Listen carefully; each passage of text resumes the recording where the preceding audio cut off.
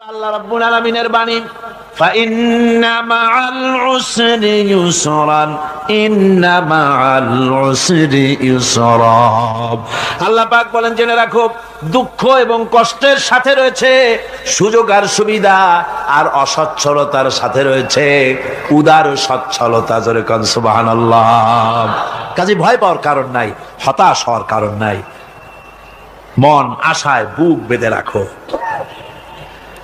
গুনাহ করেছো, হতাশ হয়ো না। যুবকদের গুনাহ করা স্বাভাবিক।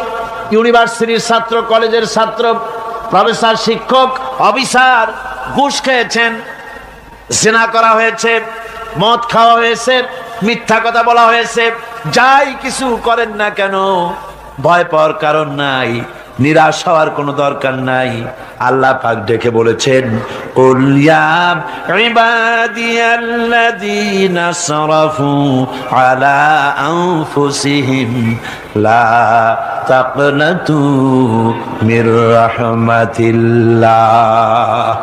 আরে আমার আল্লাহর মতো এত ভালো আর কেউ আছে? এত দরদ আর কারো আছে? আমার আল্লাহ বলেন, ও নবী আপনি শুনায় দেন, হে আল্লাহর বান্দারা, তোমরা যারা নিজেদের উপরে বাড়াবাড়ি করেছো, নিজেদের উপরে জুলুম করেছো, অত্যাচার করেছো, আমি আল্লাহর রহমত থেকে নিরাশ হয়ে যেও না। মানুষ যদি অপরাধ করে, বাপের সাথে অপরাধ করেছে, মায়ের সাথে অপরাধ করেছে, মা বাবা সন্তানের চাইতে এত বড় কল্যাণকামী তো আর কেউ নাই, কিন্তু মা বাবা কোনোদিন বলে না আয় আমার ছেলে তোরে মাফ করে দেই, এরকম বলে নাকি? মন চায় ছেলে যদি মাপ চাইতো খুশি হয়ে মাফ করে দিতাম, কিন্তু কেন যে আসে না, ডাকে না যে আয় মাফ করে দেই। মা বাপ আপনাকে এত ভালোবাসে, সেই মা বাপও আপনাকে বলে না যে আয় মাফ করে দেই। আমার আল্লাহ হচ্ছেন এমন আল্লাহ, আল্লাহ রাব্বুল আলামিন ডাকেন, এ বান্দা খুন করেছিস ফিরে আয়, জিনা করেছিস ফিরে আয়, হত্যা করেছিস ফিরে আয়, চুরি করেছিস ফিরে আয়, কুফরি করেছিস ফিরে আয়, সুদ খেয়েছিস, ঘুষ খেয়েছিস, মদ খেয়েছিস ফিরে আয়, এসে আমার দরবারে চোখের পানি ফেল, আমার দরবারে কাঁদাকাটি কর। ইন্নাল্লাহা ইয়াগফিরুয যুনুবা জামিআ ইন্নাহু হুয়াল গফুরুর রহিম। আমার দরবারে চোখের পানি ফেলে কান, আমি রব্বুল আলামিন জিন্দেগীর গুনাহ মাফ করে দেব। সুবহানাল্লাহ কোন, সুবহানাল্লাহ কোন। আমার কাছে কান, চোখের পানি ফেল। আল্লাহ রাব্বুল আলামিনের কাছে বান্দার দুইটা ফোঁটা বেশি প্রিয়। একটা হলো জিহাদের ময়দানে যে রক্ত ফোঁটা দেওয়া হয়, এটা আল্লাহর কাছে প্রিয়। আর আল্লাহর ভয়তে গুনার জন্য লজ্জা করে, অনুশোচনা করে বান্দা যখন চোখের পানি ছেড়ে দেয়, আল্লাহর কাছে এটা অত্যন্ত প্রিয়। নবীজি বলেছেন, বান্দা যখন গুনার ভয়তে, আল্লাহর ভয়তে, জাহান্নামের ভয়তে অনুশোচনা করে যখন চোখ দিয়া পানি ছেড়ে দেয়, ওই চোখের পানি নাকের অর্ধেক আসতে না আসতে আল্লাহ রাব্বুল আলামিন বান্দারে মাফ করে দেয়। আল্লাহ বরদাস্ত করতে পারেন না যে বান্দা কান্দু। আমার ভাইরা, আল্লাহ রহমত, এই পৃথিবীতে আল্লাহ রহমতকে 100 ভাগ করা হয়েছে। আল্লাহ রহমতের কত ভাগ? এই 100 ভাগের 1 ভাগ সারা পৃথিবীতে ছড়াই দেওয়া হয়েছে। আর 99 ভাগ কার কাছে? আল্লাহর কাছে। 1টা ভাগ দুনিয়া ছড়ানো হয়েছে আদম আলাইহিস সালাম থেকে নিয়ে এই পর্যন্ত, এখান থেকে নিয়ে কিয়ামত পর্যন্ত পৃথিবীতে যত মানুষ আসবে, যত প্রাণী আসবে, তাদের মধ্যে প্রাণী জগতেও গাবি তার বাছুরকে ভালোবাসে ঠিক কিনা, হাতি তার বাচ্চাকে ভালোবাসে ঠিক কিনা, মুরগি তার বাচ্চাকে ভালোবাসে কিনা, প্রত্যেক মাই তার সন্তানকে ভালোবাসে মানুষের মতো।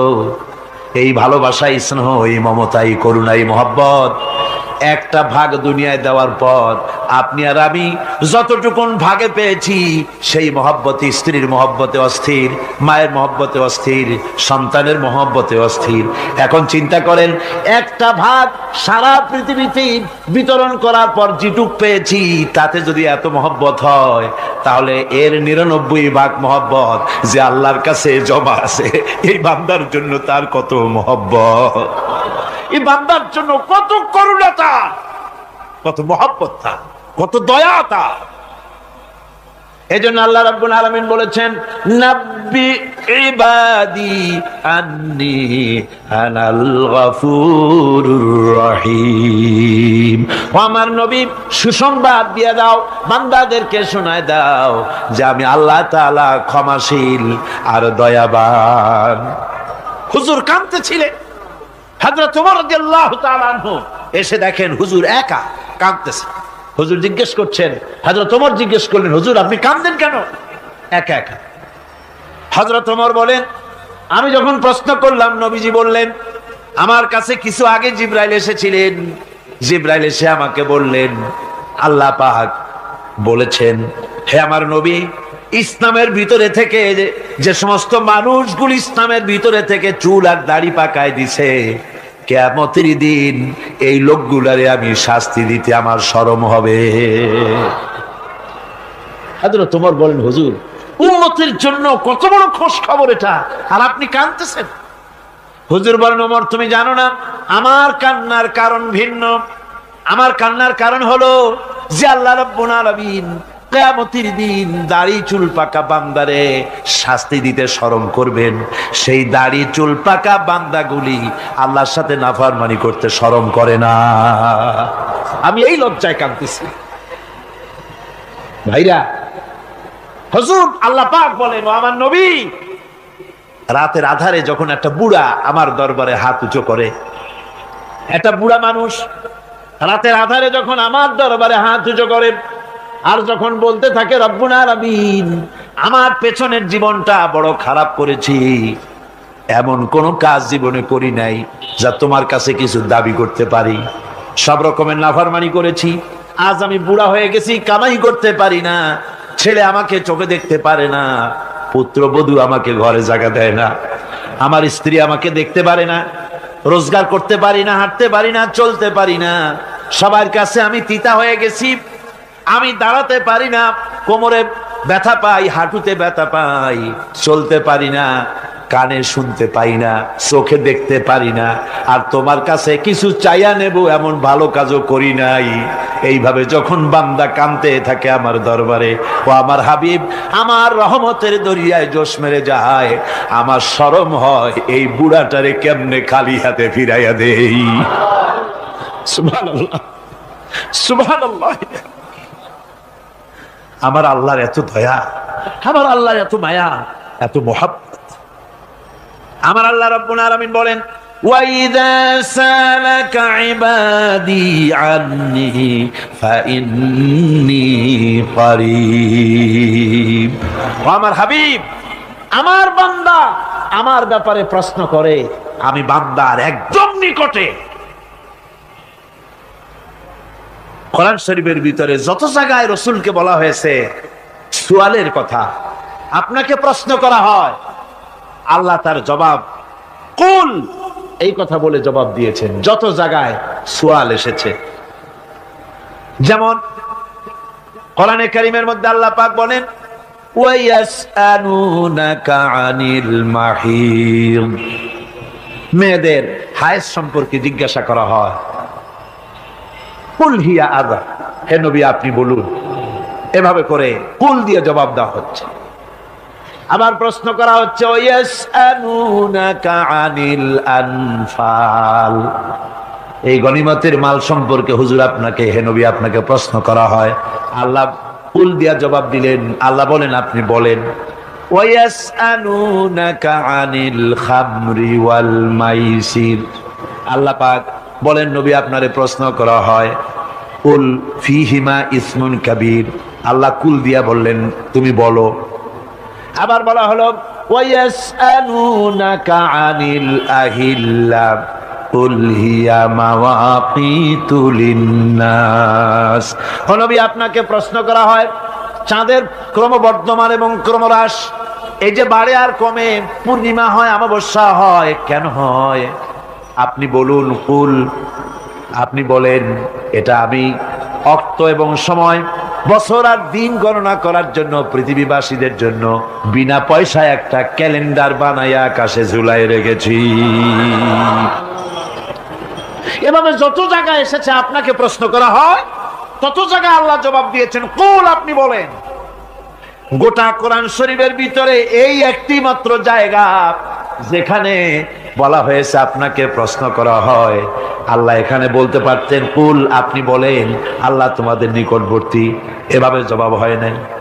এটা কায়দাটা হলো এই, আল্লাহ বলতেছেন ওয়াইজা সালাকা ইবাদি, ও আমার নবী, প্রশ্ন তো আমার বান্দারা আমার ব্যাপারে করেছে, এবার আপনার জবাবের কোনো দরকার নাই। প্রশ্ন আমার ব্যাপারে, আমি নিজে জবাব দিয়ে দেই। ফা ইন্নী কারীব। ও বান্দা, আমার ব্যাপারে প্রশ্ন করেছিস, জবাব আমি দেই, আমি তোর সবচাইতে বেশি নিকটে। সুবহানাল্লাহ। কত নিকটে? وَنَحْنُ أَقْرَبُ إِلَيْهِ مِنْ حَبْلِ الْوَرِيدِ। তোর যেই রগ, এই শাহরগের চাইতেও আমি তোর বেশি কাছে। সুবহানাল্লাহ। আমারে ডাক, আমারে ডাক, কলিজা দিয়া ডাক, অন্তর দিয়ে ডাক। মনের থেকে মানুষ যদি ডাকে, মুখের ডাক আর মনের ডাক এক জিনিস নয়। দিল সে জুবাত নিকলতি হ্যায়, असर रखती है पर नहीं मगर ताकते परवाज रखती है। দিল থেকে যে কথা বেরোয় তা প্রভাব বিস্তার করে, ডানা নাই কিন্তু ওড়ার ক্ষমতা রাখে। মনের কথাই ভিন্ন। মন থেকে, দিল থেকে, কলিজা থেকে, অন্তরের গভীর কন্দর থেকে মুহাব্বতের সাথে কেউ যদি একবার বলে আল্লাহ, বলেন আল্লাহ, আল্লাহ, আল্লাহ। আল্লাহ রাব্বুল আলামিন বলেন, অন্তরের অন্তঃস্থল থেকে একটি বার যদি বান্দা বলেন আল্লাহ, আল্লাহ বলেন 70 বার সাড়া দিয়া জিজ্ঞেস করি, বান্দা কি চাও, আমি তোমার কাছে আসি। সুবহানাল্লাহ। আমি তোর একদম কাছে, কি চাস বল, বল আমার কাছে। এমন দয়াবান, এমন মেহেরবান, এমন আল্লাহ আমাদের। সে আল্লাহ রাব্বুল আলামিন তিনি বলছেন وَقَالَ رَبُّكُمْ উদউনি আস্তাজিব লাকুম। তোমাদের রব বলেছেন আমারে ডাকো, আমি আল্লাহ ডাকের সাড়া দিয়া দেব। সুবহানাল্লাহ। কারে ডাকতে হবে? কারে ডাকতে হবে? এই বিশাল জনসমুদ্র একদিকে চিল্লা এখন কারে ডাকতে হবে? কোন পীর সাহেবকে নয়, আল্লাহর কসম কোন খাজা বাবাকে নয়, ডাকতে হবে কারে? চিল্লা এখন কারে? ওয়াকালা রাব্বুকুম উদউনি, তোমার রব তোমাকে বলতেছে আমারে ডাকো, আস্তাজিব লাকুম, আমারে ডাকবে আমি সাড়া দিয়ে দেব। সুবহানাল্লাহ। আল্লাহকে ডাকেন, কি চাই আপনার বলেন, কি চাই? আল্লাহর কাছে চান, আল্লাহ দিয়ে দিবে। দেওয়ার জায়গা আল্লাহর কাছে চাইবেন, আল্লাহ দিবেন। দেওয়ার জায়গা, চাওয়ার জায়গা হলো সেজদায় পড়ে যাবেন। আমার ভাইয়েরা, জায়গাটা চিনায় দিলাম। মাজারে যাওয়া লাগবে না, কবরে যাওয়া লাগবে না। 2 রাকাত নামাজ পড়ে সেজদায় পড়ে গিয়া যত বিপদ আছে, মুসিবত আছে, সেজদার মধ্যে চোখের পানি ছেড়ে দেন আর কেন্দে কেন্দে জীবনের কথা বলেন। আল্লাহ রাব্বুল আলামিন আপনার আওয়াজ শুনবেন আর দোয়া কবুল করে নিবেন। কাঁদতে হবে আল্লাহর কাছে। কার কাছে? আল্লাহর কাছে। সুম্মা ইস্তাগফিরুল্লাহ, আর এরপরে সে যদি আমি আল্লাহর কাছে ক্ষমা চাই, ইয়াজিদিল্লাহ গফুরার রহিমা, সে আমি আল্লাহকে গফুর এবং রহিম হিসাবে পাবে। সুবহানাল্লাহ। আল্লাহকে গফুর এবং রহিম হিসাবে পাওয়া যাবে। সব আল্লাহকে বলতে হবে, গুনাহ মাফ চাইতে হবে। এই জন্য হুজুর সাল্লাল্লাহু আলাইহি ওয়াসাল্লাম দৈনিক 100 বার তওবা পড়তেন। কোন হাদিসে আছে 70 বার, কোন হাদিসে আছে 100 বার তওবা পড়তেন। নামাজের পরে তো প্রত্যেক নামাজই পড়তেন হুজুর, সালাম ফিরাতেন আর সাথে সাথে বলতেন আল্লাহু আকবার, আস্তাগফিরুল্লাহ, আস্তাগফিরুল্লাহ, আস্তাগফিরুল্লাহ। মনে থাকবে আপনাদের? মনে থাকবে? সালাম ফিরাইয়া কি বলবেন? না, সালাম ফিরাবার সাথে সাথে বলবেন আল্লাহু আকবার, তারপরে পড়বেন আস্তাগফিরুল্লাহ, আস্তাগফিরুল্লাহ, আস্তাগফিরুল্লাহ। তওবা করবেন, আল্লাহর কাছে সবসময় গুনাহ মাফ চাইতে থাকবেন, বিনীত থাকবেন। আল্লাহকে পাওয়া যাবে, তাকে রহিম হিসেবে পাওয়া যাবে।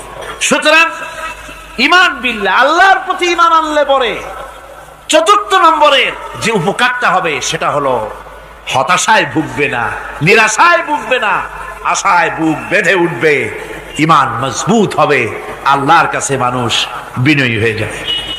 এবার পঞ্চম নম্বরের উপকার আমি বলছিলাম, ঈমান বিল্লাহ, আল্লাহর প্রতি ঈমান আনলে পরে অসংখ্য উপকার হয়, অসংখ্য বৈশিষ্ট্য আছে। এর 6টা উপকারের কথা আমি বলবো। কয়টা? অসংখ্য উপকারের ভিতরে প্রধান 6টি উপকারের কথা বলবো। এর বললাম কয়টা? 4টে বলেছি। এবার বলো পঞ্চম উপকারের কথা। আল্লাহর প্রতি আপনি পূর্ব পশ্চিমে কতবার মুখ ঘোরালেন, এটাই কিন্তু আপনার আসল সৎ কাজ নয়। আসল সৎ কাজ হলো আল্লাহর প্রতি ঈমান আনা। এই ঈমানের ব্যাপারে 3টা দিন আমরা পার করে দিলাম, এখনো কথা শেষ হয় নাই। আল্লাহর প্রতি ঈমান আনলে পরে যে উপকারটা হবে পঞ্চম নম্বরে, সেটা হলো কঠোর এবং কঠিন বিপদের ভিতরে বান্দার ভিতরে অবিচলতা এবং ধৈর্যের সৃষ্টি হয়ে যাবে।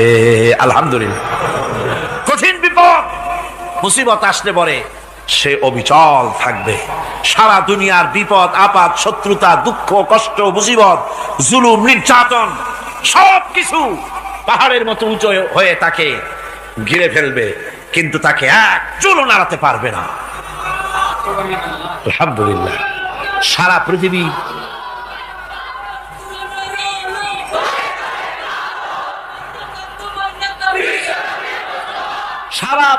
একদিকে আর সে একা একদিকে থাকবে। বিরোধিতা তো হবেই, বিপদ তো আসবেই। কবি বলতেছেন, সাথে জাকা রহা হ্যায় अज़ल से ता इमरोज, सते जाका रहा है अज़ल से ता इमरोज, चरागे मुस्तफावी से शरारे बुलहबीस। সে আবহমান কাল থেকে শুরু করে মুস্তাফা সাল্লাল্লাহু আলাইহি ওয়াসাল্লামের দীপ শিখার সাথে আবু জাহেল, আবু লাহাবের অগ্নিস্ফুলিঙ্গের টক্কর লেগেই আছে। রাসূলুল্লাহ আল্লাহর দেওয়া এই বিধান, এই দ্বীনের বাতিটা টিম টিম করে জ্বলেছে। আর গোরকি, টর্নেডো, হাজার হাজার মাইল বেগে হেরিকেন এসেছে, গোরকি এসেছে, টর্নেডো এসেছে, টাইফুন এসেছে, কিন্তু এই আলো নিবাইতে পারে নাই। সুবহানাল্লাহ। এই আলো নিবাতে পারে নাই। এই শত্রুতা চিরকালের, নিবাতে পারবে না। কারণ হচ্ছে আল্লাহ রাব্বুল আলামিন বলেছেন, ইউরিদুনা লিইউতফিউ নূরাল্লাহি বিআফওয়াহিহিম ওয়াল্লাহু মুতিম্মু নূরিহি ওয়ালাউ কারিহাল কাফিরুন। ওরা চায় মুখের ফু দিয়ে আমার আলোকে নিভিয়ে দেবে, কিন্তু আমি আমার আলোকে পূর্ণতা দান করব। তাতে কাফের বেঈমানদের কলজায় যত জ্বালা যন্ত্রণা হোক, আমার দ্বীন কেউ মিটাই দিতে পারবে না। কোন সুবহানাল্লাহ। সুতরাং বিপদে অবিচলতা আসবে, সে অটল হবে, মজবুত হবে। কোরআনে কারীম বলতেছে, ওয়া কাযালিকা জাআলনা লিকুল্লি নাবিয়্যিন আদুওয়াম মিনাল মুজরিমিন। এই পৃথিবীতে এমনি করে আমি সকল নবীদের শত্রু বানিয়েছি, সব পাপিষ্ঠ অপরাধীদেরকে। নবীদের সাথে বিরোধিতা করেছে কারা? পাপিষ্ঠরা, অপরাধীরা। আজও খুঁজে দেখেন, আজও ইসলামী আন্দোলনের বিরোধিতা যারা করে সবগুলি কি পাপিষ্ঠ? সত্য কি না কর? ইসলামী আন্দোলনের বিরোধিতা যারা করে হিসাব করে, চোখ দিয়ে তাকায় দেখেন, খুঁজে দেখেন তাদের নামগুলি। মদখোর, জিনাকার, বদমাশ, চোর, হাইজ্যাকার, বেনামাজি, লুটেরা, মিথ্যাবাদী, সবচাইতে সমাজের নিকৃষ্ট লোকগুলি ইসলামের বিরুদ্ধে।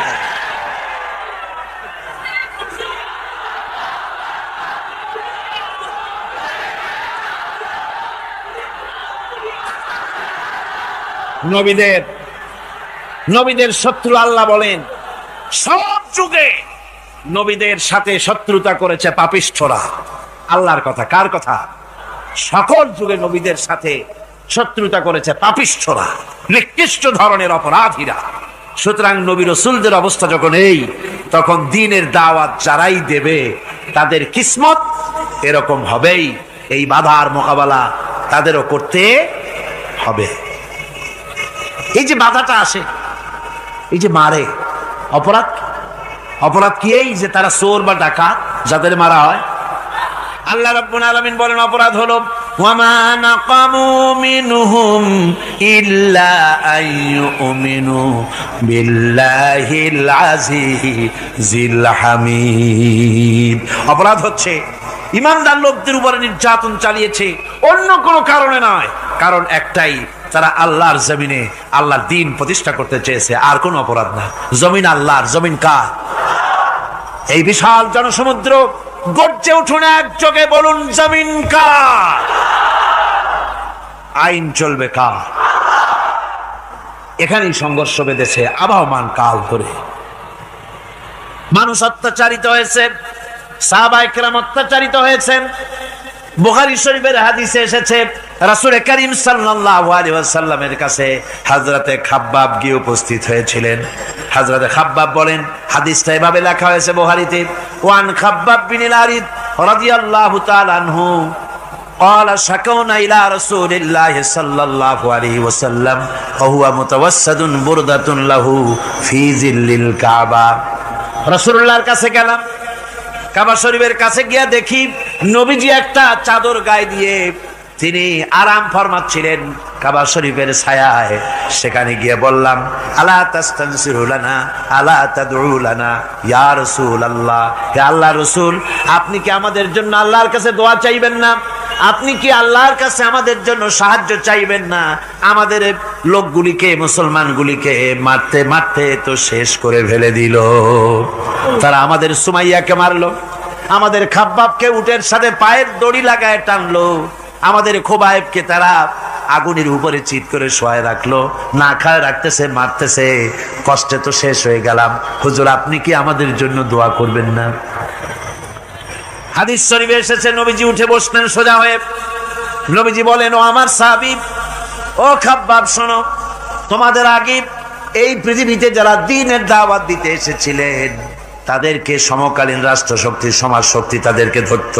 ফায়ুখাজুর রাজুলো, তাদেরকে তারা ধরতো। ফায়ুহফারু লাহু ফিল আরদ, আর তার জন্য জমিনের ভিতরে কবর বানাইতো। ওই কবর ফায়ুজালু ফিহা, ওই কবরের ভিতরে তাকে কোমর পর্যন্ত গেড়ে দিত। সুম্মা ইউতা বিল মানশার, এরপরে করাত আনতো। ফায়ুদাউ আলা রাসিহি, এরপরে ওই করাত তার মাথার উপরে রাখতো। ফায়ুজালু নিসফাইন, এরপরে করাত দিয়া চিরে জীবিত মানুষটারে দ্বিখণ্ডিত করে ফেলে দিত। মা ইয়াসুদ্দুহু যালিকা আন দীনিহি, ও আমার খাব্বাব, এত কষ্ট দেওয়ার পরেও সেই যুগের কোন মুসলমানকে, দ্বীনের দায়ীদেরকে আল্লাহর দ্বীন থেকে এক চুলো তারা সরাই দিতে পারে নাই, এক চুলো সরাতে পারে নাই। ওয়াল্লাহি, ও খাব্বাব, আমি আমার আল্লাহর নামে কসম করে বলছি, লা ইউতাম্মান্নাল্লাহু হাযাল আমরা হাত্তা ইয়াসিরার রাকিবু মিন সানা ইলা হাযরামাউত। আমি কসম করে বলি, আল্লাহ রাব্বুল আলামিনের এই সানা থেকে হাজারামত পর্যন্ত লোকেরা যাতায়াত করবে, সুন্দরী রমণীরা গমন করবে, সদাগরেরা যাতায়াত করবে, টাকা নিয়া পয়সা নিয়া যাতায়াত করবে। তাদের মনের মধ্যে লুটের ভয়, টাকার ভয়, চুরির ভয়, ডাকাতির ভয়, জেনার ভয়, হত্যার ভয়, ধর্ষণের ভয়, কোনো ভয় থাকবে না। লা ইয়াখাফু ইল্লাল্লাহ, আল্লাহ ছাড়া কোনো ভয় থাকবে না। এমন একটা সমাজ, এমন একটা সময় আসবে। ওয়ালাকিন্নাকুম তাস্তাজিলুন, অথচ খুব তাড়াহুড়ো তোমরা করতেছো। তাড়াহুড়ো করো না, সময় আসবে ইনশাআল্লাহ। আমার ভাইয়েরা, আমার বন্ধুগণ, কঠিন বিপদে অবিচলতা এবং ধৈর্যের দৃষ্টান্ত রেখে গেছেন আম্বিয়া আলাইহিমুস সালাম। সুবহানাল্লাহ। কঠিন বিপদে অবিচলতা, দৃঢ়তা, ধৈর্য কারে বলে, তার দৃষ্টান্ত কারা রেখেছেন? আম্বিয়া আলাইহিমুস সালাম। ওনারাই আমাদের আদর্শ, নবীরাই আদর্শ। সাহাবায়ে কেরাম রিদওয়ানুল্লাহ তাআলা আলাইহিম আজমাইন আমাদের আদর্শ। ভাইরা আমার, মুসা আলাইহিস সালামকে ফেরাউন যখন ঘিরে ফেলে দিল, কোরআনের সব কথা গল্প গুজবার ইতিহাসের জন্য লেখা হয় নাই। কোরআনের মধ্যে যা লেখা হয়েছে সব বান্দাদের উপদেশের জন্য, যাতে করে লোকেরা চিরটা কাল এর থেকে উপদেশ নিয়ে নিজেদের তৈরি করতে পারে। জোরে বলেন সুবহানাল্লাহ। মুসা আলাইহিস সালামের কথা আল্লাহ বলেন, ফেরাউন তাকে ঘিরে ফেলে দিল, পালাবার রাস্তা নাই। ফালাম্মা ترى الجمعان قال أصحاب موسى إنا لمدركون। মুসা আলাইহিস সালামের উম্মতেরা বললেন, হে মুসা, পাকড়াও হয়ে গেছি, পালাবার রাস্তা নাই। তিন দিক থেকে আমাদেরকে ঘেরাও করেছে ফেরাউনের শক্তি। সামনে কি? দরিয়া, আর তিন দিকে কি? ঘেরাও আন্দোলন। পালাবার পথ নেই, পালাবার পথ নাই। সারাশি আক্রমণ, ঘেরাও আন্দোলন। এই যে ঘেরাও টেরাও তো আজকে নতুন নাই, ঘেরাও আসছে অনেক আগের থেকে। আসলে কথা বুঝতে পেরেছি। মাইক না থাকলে আমি কি করবো কোন? আজকে এরকম হচ্ছে কেন? আগামীকাল ঠিক হবে ইনশাআল্লাহ, রাগ করেন না। গান হচ্ছে, বসেন বসেন। শয়তান ঢুকছে মাইকের মধ্যে। অনেক সময় হয় কি, মাইকের হাই পাওয়ারের যে মেশিন আছে, এর ভিতরে ইথার থেকে রেডিওর ওই গানগুলি ওর মধ্যে ঢুকে পড়ে। কথা বুঝতে পেরেছেন? এই জন্য শয়তান তো আর বসে থাকে না, ওরও তো কিছু করার আছে। ধৈর্য ধরেন, ধৈর্য ধরেন। কালকে অপারেটরদেরকে মাওলানা শামসুদ্দিন সাহেবের কাছে অনুরোধ করব, অপারেটর একটু ভালো করে হেদায়েত করে দেবেন মাইকে। আজকে আমার নিজেরও কষ্ট হচ্ছে, আমিও বুঝতে পারছি না যে আমার কথাগুলি কি আওয়াজে বেরোচ্ছে, যার জন্য আমাকে বেশি চিল্লাইতে হচ্ছে। বক্তাকে কি লাউডে তার কথা বেরোচ্ছে তা তার কানে আসতে হয়, তাহলে বোঝা যায় যে আমার কথাগুলি কিভাবে বেরোচ্ছে। এটা এই অবস্থায় সিচুয়েশন আজকে নাই, এবং লোকেরাও মাইকের ব্যাপারে আজকে অভিযোগ করেছে, যা বিগত 16 বছরে করে নাই। সেটের ব্যাপারে কোথাও কোনো অসুবিধা হয়েছে? মাইকটা ভালো, এবং মাইক যারা দেন প্রতি বছর খেদমত করে, আল্লাহ তাদের প্রতি রহম করুন। সবাই বলেন আমিন। এদেরকে রাগ করে পথে পাই আবার মারধর করেন না। সিলেটের যে তাফসির মাহফিল হয়, বিগত 19 বছর তাফসির করেছি একটানা, এবার 20 বছর পুরো হবে ইনশাআল্লাহ। সিলেটে একটানা 20 বছর তাফসির করতেছি সেখানে।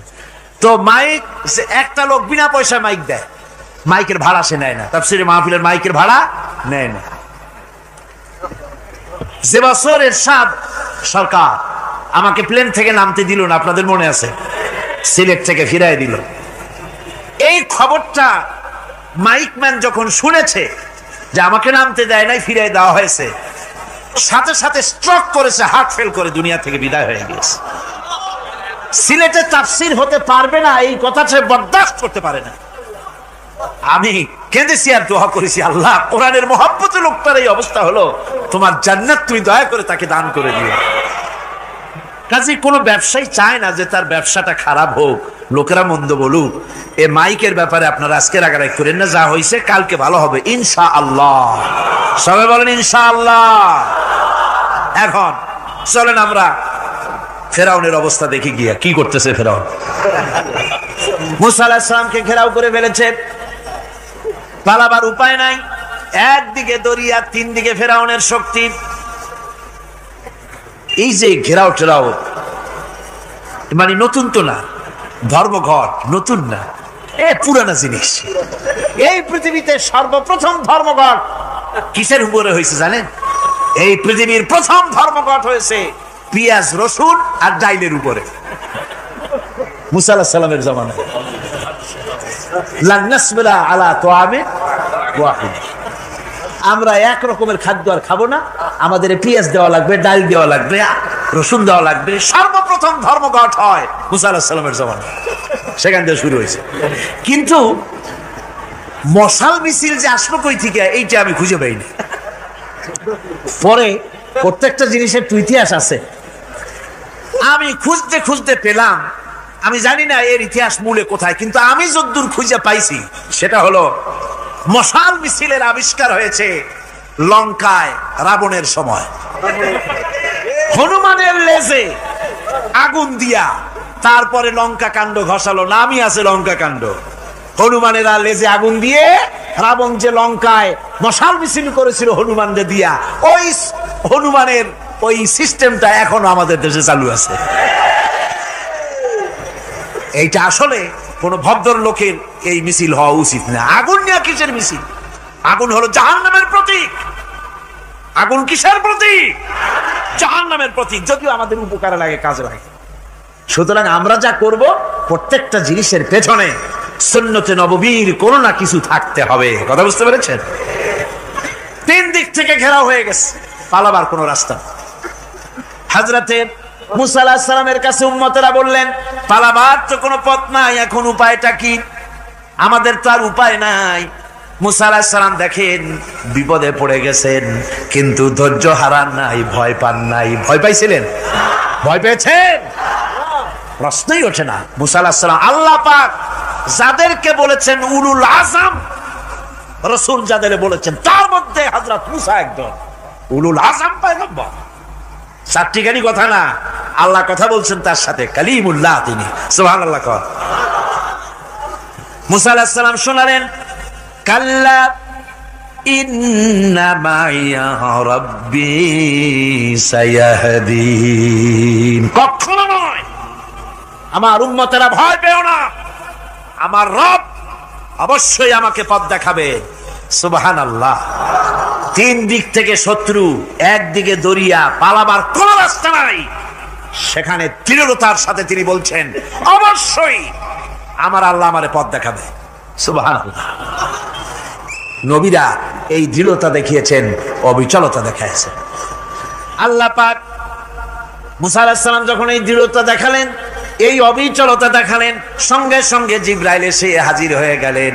আল্লাহ পাক বলেন, ফাআওহাইনা ইলা মূসা আন আদরিব বিআসাকাল বাহরা ফানফালাকা ফাকানা কুল্লু ফিরকিন কাত্তাউদিল আযীম।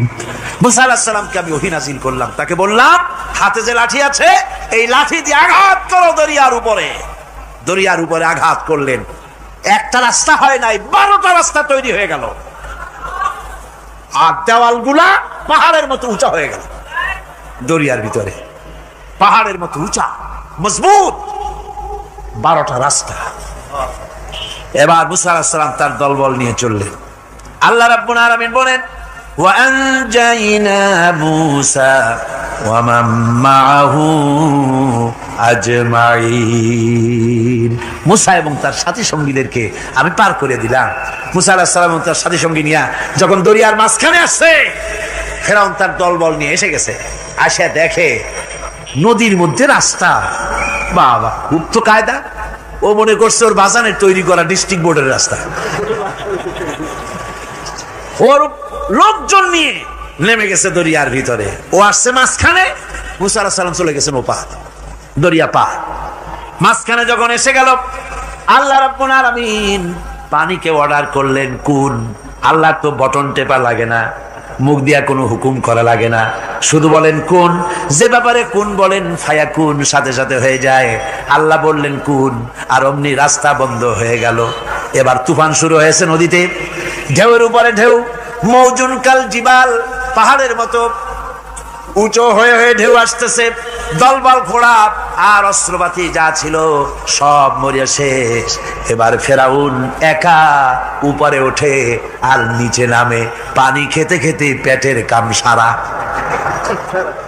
জনমের খাওয়া খাইছে পানি, এখন জান যায়। বাঁচবার আর উপায় না, বাঁচবার আর উপায় নাই। ফেরাউন তার নিজের জীবন সম্পর্কে হতাশ হয়ে গেল। এবার ফেরাউন বলতেছে, আমানতু আন্নাহু লা ইলাহা ইল্লাল্লাযী আমানাত বিহি বানু ইসরাঈল। আমি ঈমান আনলাম, আমি ঈমান আনলাম আল্লাহ ছাড়া কোনো ইলাহা নাই। ওই আল্লাহর উপর ঈমান আনলাম যে আল্লাহর উপর ঈমান এনেছে বনি ইসরাইলেরা। আল্লাহ যাতে ঠিক পায় যে কোন আল্লাহর উপর ঈমান আনছে। বনি ইসরাইলের আল্লাহর উপর ঈমান আনলাম। আল্লাহ এই তো মুসলমান হয়ে গেছি, এরপরও আমার সুবাও কেন? আল্লাহ রাব্বুল আলামিন জবাবে বলেন আল আন, এখন ওয়াকাদ আসাইতা ক্বাবলু ওয়া কুনতা মিনাল মুফসিদিন। এখন ঈমান আনার কথা বলছো, অথচ যুগের পর যুগ, বছরের পর বছর ধরে আমার মানুষের উপরে মন গড়া আইন চালায়েছো, আমার পয়গম্বরের সাথে বেয়াদবি করেছো। আজ তোমাকে আমি ছাড়ছি না, তোমাকে আজকে ছেড়ে দেব না। আমি তোমাকে মারব। আর সমস্ত প্রাণীগুলিকে, স্থলচর প্রাণীগুলিকে আল্লাহ পাক অর্ডার দিয়া দিলেন, এই ফেরাউনের লাশকে ডুবাবি না, পচাবি না, খাবি না। আলিয়াউমা নুনাজ্জিকা বিবাদানিক, আমি তোমার শরীরে বাঁচায় দেব। পোকে খাবে না, পানিতে পচবে না, মাছে খাবে না, কুমিরে খাবে না, দুনিয়ার কোনো পশুতে খাবে না। আমি তোরে শুটকি বানাইয়া রাখবো, যাতে করে দুনিয়ার সমস্ত ফেরাউন যত যুগে যুগে আসে তোরে দেখে যেন হেদায়েত নিতে পারে। ফেরাউনকে আল্লাহ শুটকি বানায় রাখছে। আমি ফেরাউনদের লাশ দেখেছি ব্রিটিশ মিউজিয়ামে। ফেরাউন তো একটা না, অনেকগুলা। আসলটারে অবশ্য দেখিনি। ব্রিটিশ মিউজিয়ামে ওই ফেরাউনগুলার লাশ যখন অসুবিধা হয়, মমিগুলি, তখন ইংল্যান্ডে নিয়ে যায় চিকিৎসা করাবার জন্য। চোখ টোক আছে গর্তের ভিতরে, তারপরে চামড়া টামড়া হাড়ের সাথে মিশানো, ওইভাবে চেহারা দেখলে মনে হয় যে সত্যি ফেরাউনিগুলা। আর ব্রিটিশের কাম, মিশর থেকে নামছে এমন কোন জিনিস নাই। আমি সেখানে এক বক্তৃতা বলছিলাম, আপনারা এদের এখন সভ্য, এদের এখন ভদ্র, এরা হলো ইন্টারন্যাশনাল চোর। ওরা সারা দুনিয়া চুরি করেছে। লন্ডনে বক্তৃতা করেছি, সারাটা দুনিয়া চুরি করছে, আমাদের দেশকে শোষণ করেছে। এই বিশাল ভূভাগকে শোষণ করে ইংল্যান্ডের দ্বীপটাকে তারা সাজাইছে। তারা ময়ূর সিংহাসনের, শাহজাহানের ময়ূর সিংহাসনের ময়ূরের বাম চোখে কোহিনূর মণি লাগাইছিলেন। শাহজাহান ময়ূরের ডান চোখে কোহিনূর মণি লাগায় নাই। কোহিনূর মণির অনেক দাম, আমি দেখে এসেছি মণি। এখন সেটা কুইন এলিজাবেথের মুকুটের শোভা পাচ্ছে। সেই মণি এমনি বলে প্রবাদে 7 রাজার ধন এক মাণিক্য, বলেন এরকম, অনেক দাম। শাহজাহান দেখালেন, আমি মুসলমান, আমার কাছে এটার দাম নাই, এই জন্য ময়ূরের ডান চোখে লাগালাম না, বাম চোখে লাগাই দিলাম। এইটারে চুরি করছে। তারপরে মিশর থেকে, মিশরের মমি চুরি করেছে, জুতা চুরি করছে, ছাতি চুরি করছে, পিসা চুরি করেছে। আমি বললাম এগুলা কি ভদ্রলোক নাকি? এরা জুতা চোর, পিসা চোর, লাঠি চোর, সব চুরি করছে।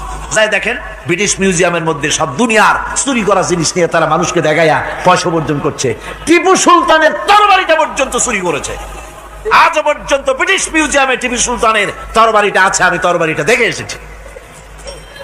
আমার বন্ধুগণ, বলতেছিলাম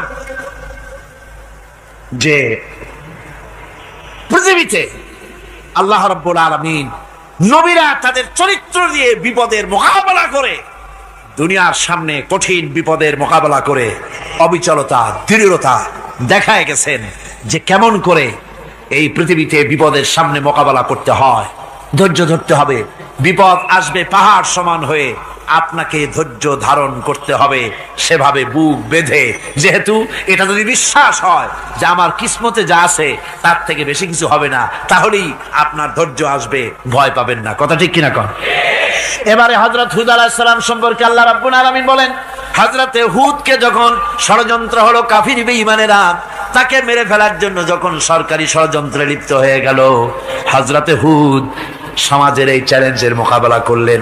হযরত হুদ বলেন, ফাকিদুনি জামিআন সুম্মা লা তুনজিরুন ইন্নী তাওয়াক্কালতু আলাল্লাহি রাব্বি ওয়া রাব্বিকুম।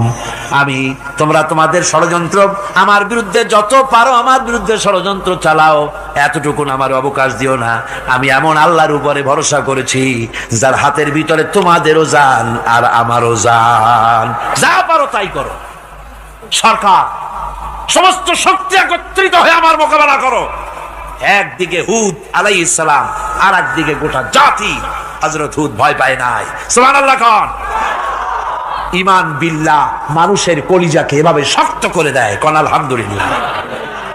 এবারে এই বিপদের, কঠিন বিপদের মোকাবেলা করে আমার রাসূল যে প্রমাণ দিয়া গেলেন, আমার রাসূল যে কঠিন বিপদের মোকাবেলা করলেন, ভাইয়ের আমার, হিজরতের রাতে সওর পাহাড়ের ভিতরে যখন তিনি আশ্রয় নিলেন, হযরতে আবু বকরের সাথে ছিলেন।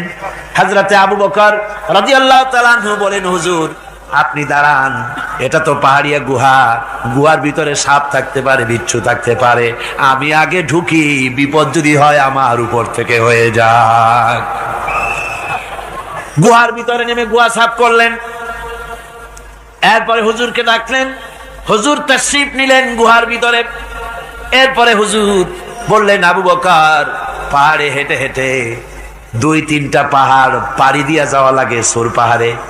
মদিনার সোজা রাস্তা হুজুর ধরেন নাই, মেসফালার পথ দিয়া, জাবালে খেদোয়ার উপর দিয়া 3টা পাহাড় পাড়ি দিয়া তারপরে হুজুর গেলেন সূর পাহাড়ে।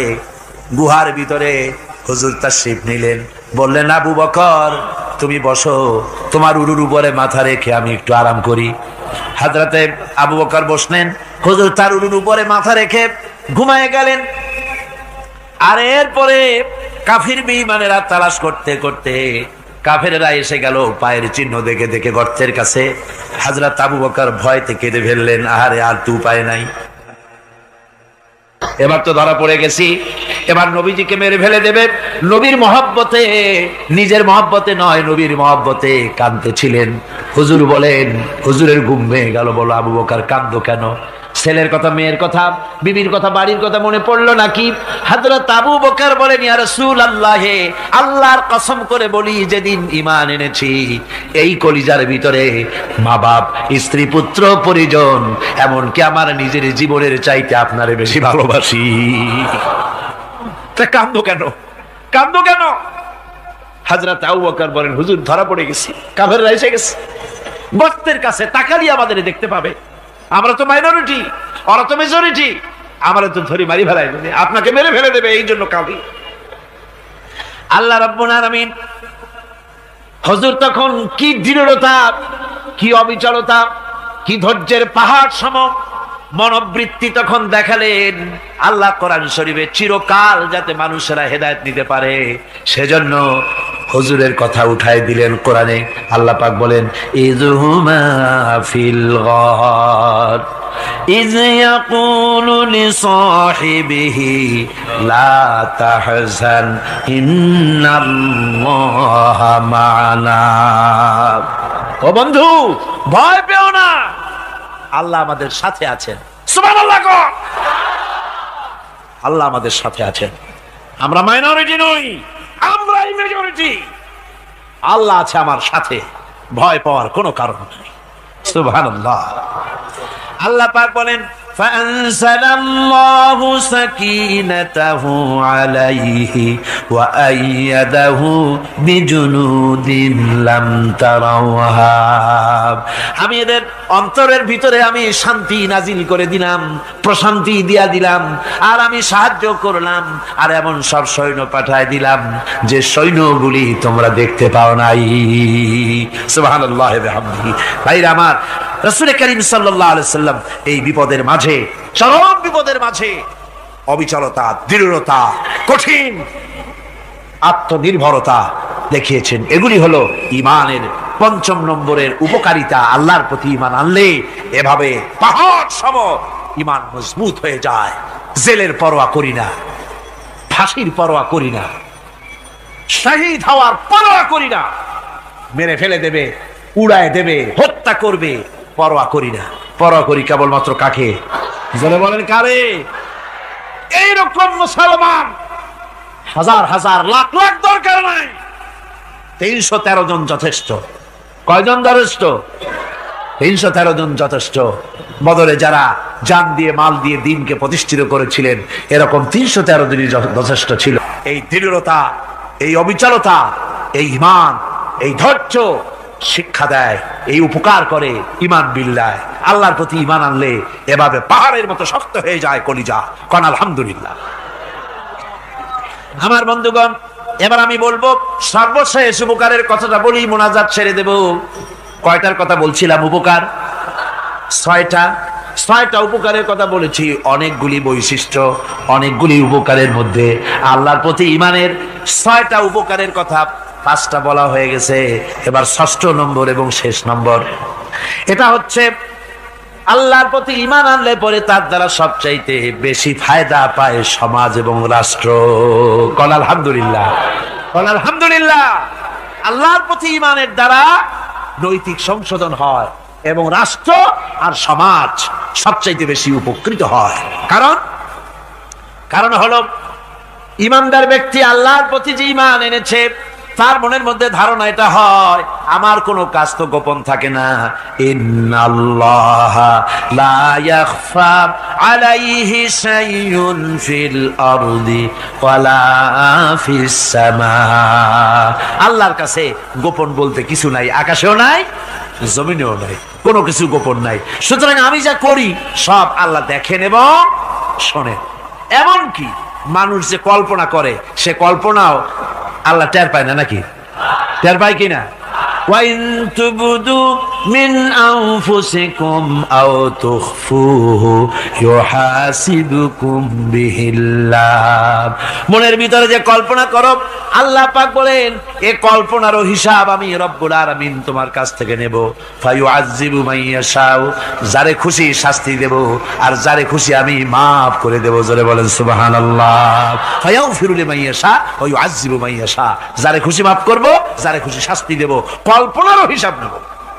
এই কথা মুমিনের যদি জানা থাকে, তাহলে আর তার কোনো চিন্তা থাকে না, তার নৈতিক চরিত্র ভালো হয়ে যায়। কোন সুবহানাল্লাহ। আমার বন্ধুগণ, ঈমানদার লোক, আল্লাহর প্রতি ঈমান আসলে পরে সমাজ উপকৃত হয়, রাষ্ট্র উপকৃত হয়ে যায়। যেহেতু বান্দা জানে আমি দায়িত্বহীন কোনো কথা বলতে পারবো না, দায়িত্বহীন কোনো কাজ করতে পারবো না। আল্লাহ পাক বলেছেন, মা ইয়ালফিযু মিন কাউলিন ইল্লা লাদাইহি রাকীবুন আতীদ। বান্দা এমন কোনো কথা বলে না যে কথা আমার ফেরেশতারা রেকর্ড করে না রাখে। কাজী মুমিন ব্যক্তি আল্লাহর ভয়তে দায়িত্বহীন কথা বলবে না। নির্বাচন আসলে পরে রাস্তা সোনা দিয়ে বান্দায় দেব, এই করব সেই করব, না খাইয়া কেউ মরবেন না। আসে না নির্বাচনের সময় সেরাগালি বদনারা মঞ্চে দাঁড়িয়ে কত বড় বক্তৃতা করে, ভাইয়ের আমার, বোনের আমার, এবার আমার বোতল মার্কা বাক্স, আপনারা আমাকে ভোট দিয়ে দেশ এবং জাতির আরেকবার 12:30 বাজাইবার সুযোগ দিন। এবার ক্ষমতায় গেলে কেউ না খাইয়া মরবেন না, কিন্তু কি খাইয়া মরবে তাও বলেন। এর মারফতি অর্থ হচ্ছে এই, ওরা যদি ক্ষমতায় যেতে পারে তাহলে বিষ খাইয়া হোক, গুলি খাইয়া হোক, কিছু না কিছু খেয়ে মরতে হবে। একেবারে খালি পেটে মরলে গ্যাস্ট্রিক হওয়ার সম্ভাবনা আছে। ঈমান বিল্লাহ যদি না থাকে, আল্লাহর ভয় যদি না থাকে, তাহলে দায়িত্বহীন কথা বলে। আর আল্লাহর ভয় যদি থাকে, তাহলে নৈতিকতার সংশোধন হয়ে যায়, দায়িত্বপূর্ণ কথা বলে, মানুষকে ফাঁকি দেয় না। আমার বন্ধুগণ, আল্লাহ রাব্বুল আলামিন তার বান্দা যারা আল্লাহকে ভয় করে, সে ভয় করা বান্দাগুলির মনের মধ্যেই চিন্তা এসে যায়, আমি যেখানে থাকি না কেন আল্লাহ আমাকে দেখতেছেন, শুনতেছেন। রাতে হোক দিনে হোক যেখানে আছি আল্লাহ আমারে দেখতেছেন। আল্লাহ পাক বলতেছেন ওয়া হুয়া মাআহুম ইজ ইউবাইতুনা মা লা ইয়ারদা মিনাল কওলি ওয়া কানা আল্লাহু বিমা ইয়ামালুনা মুহীতা।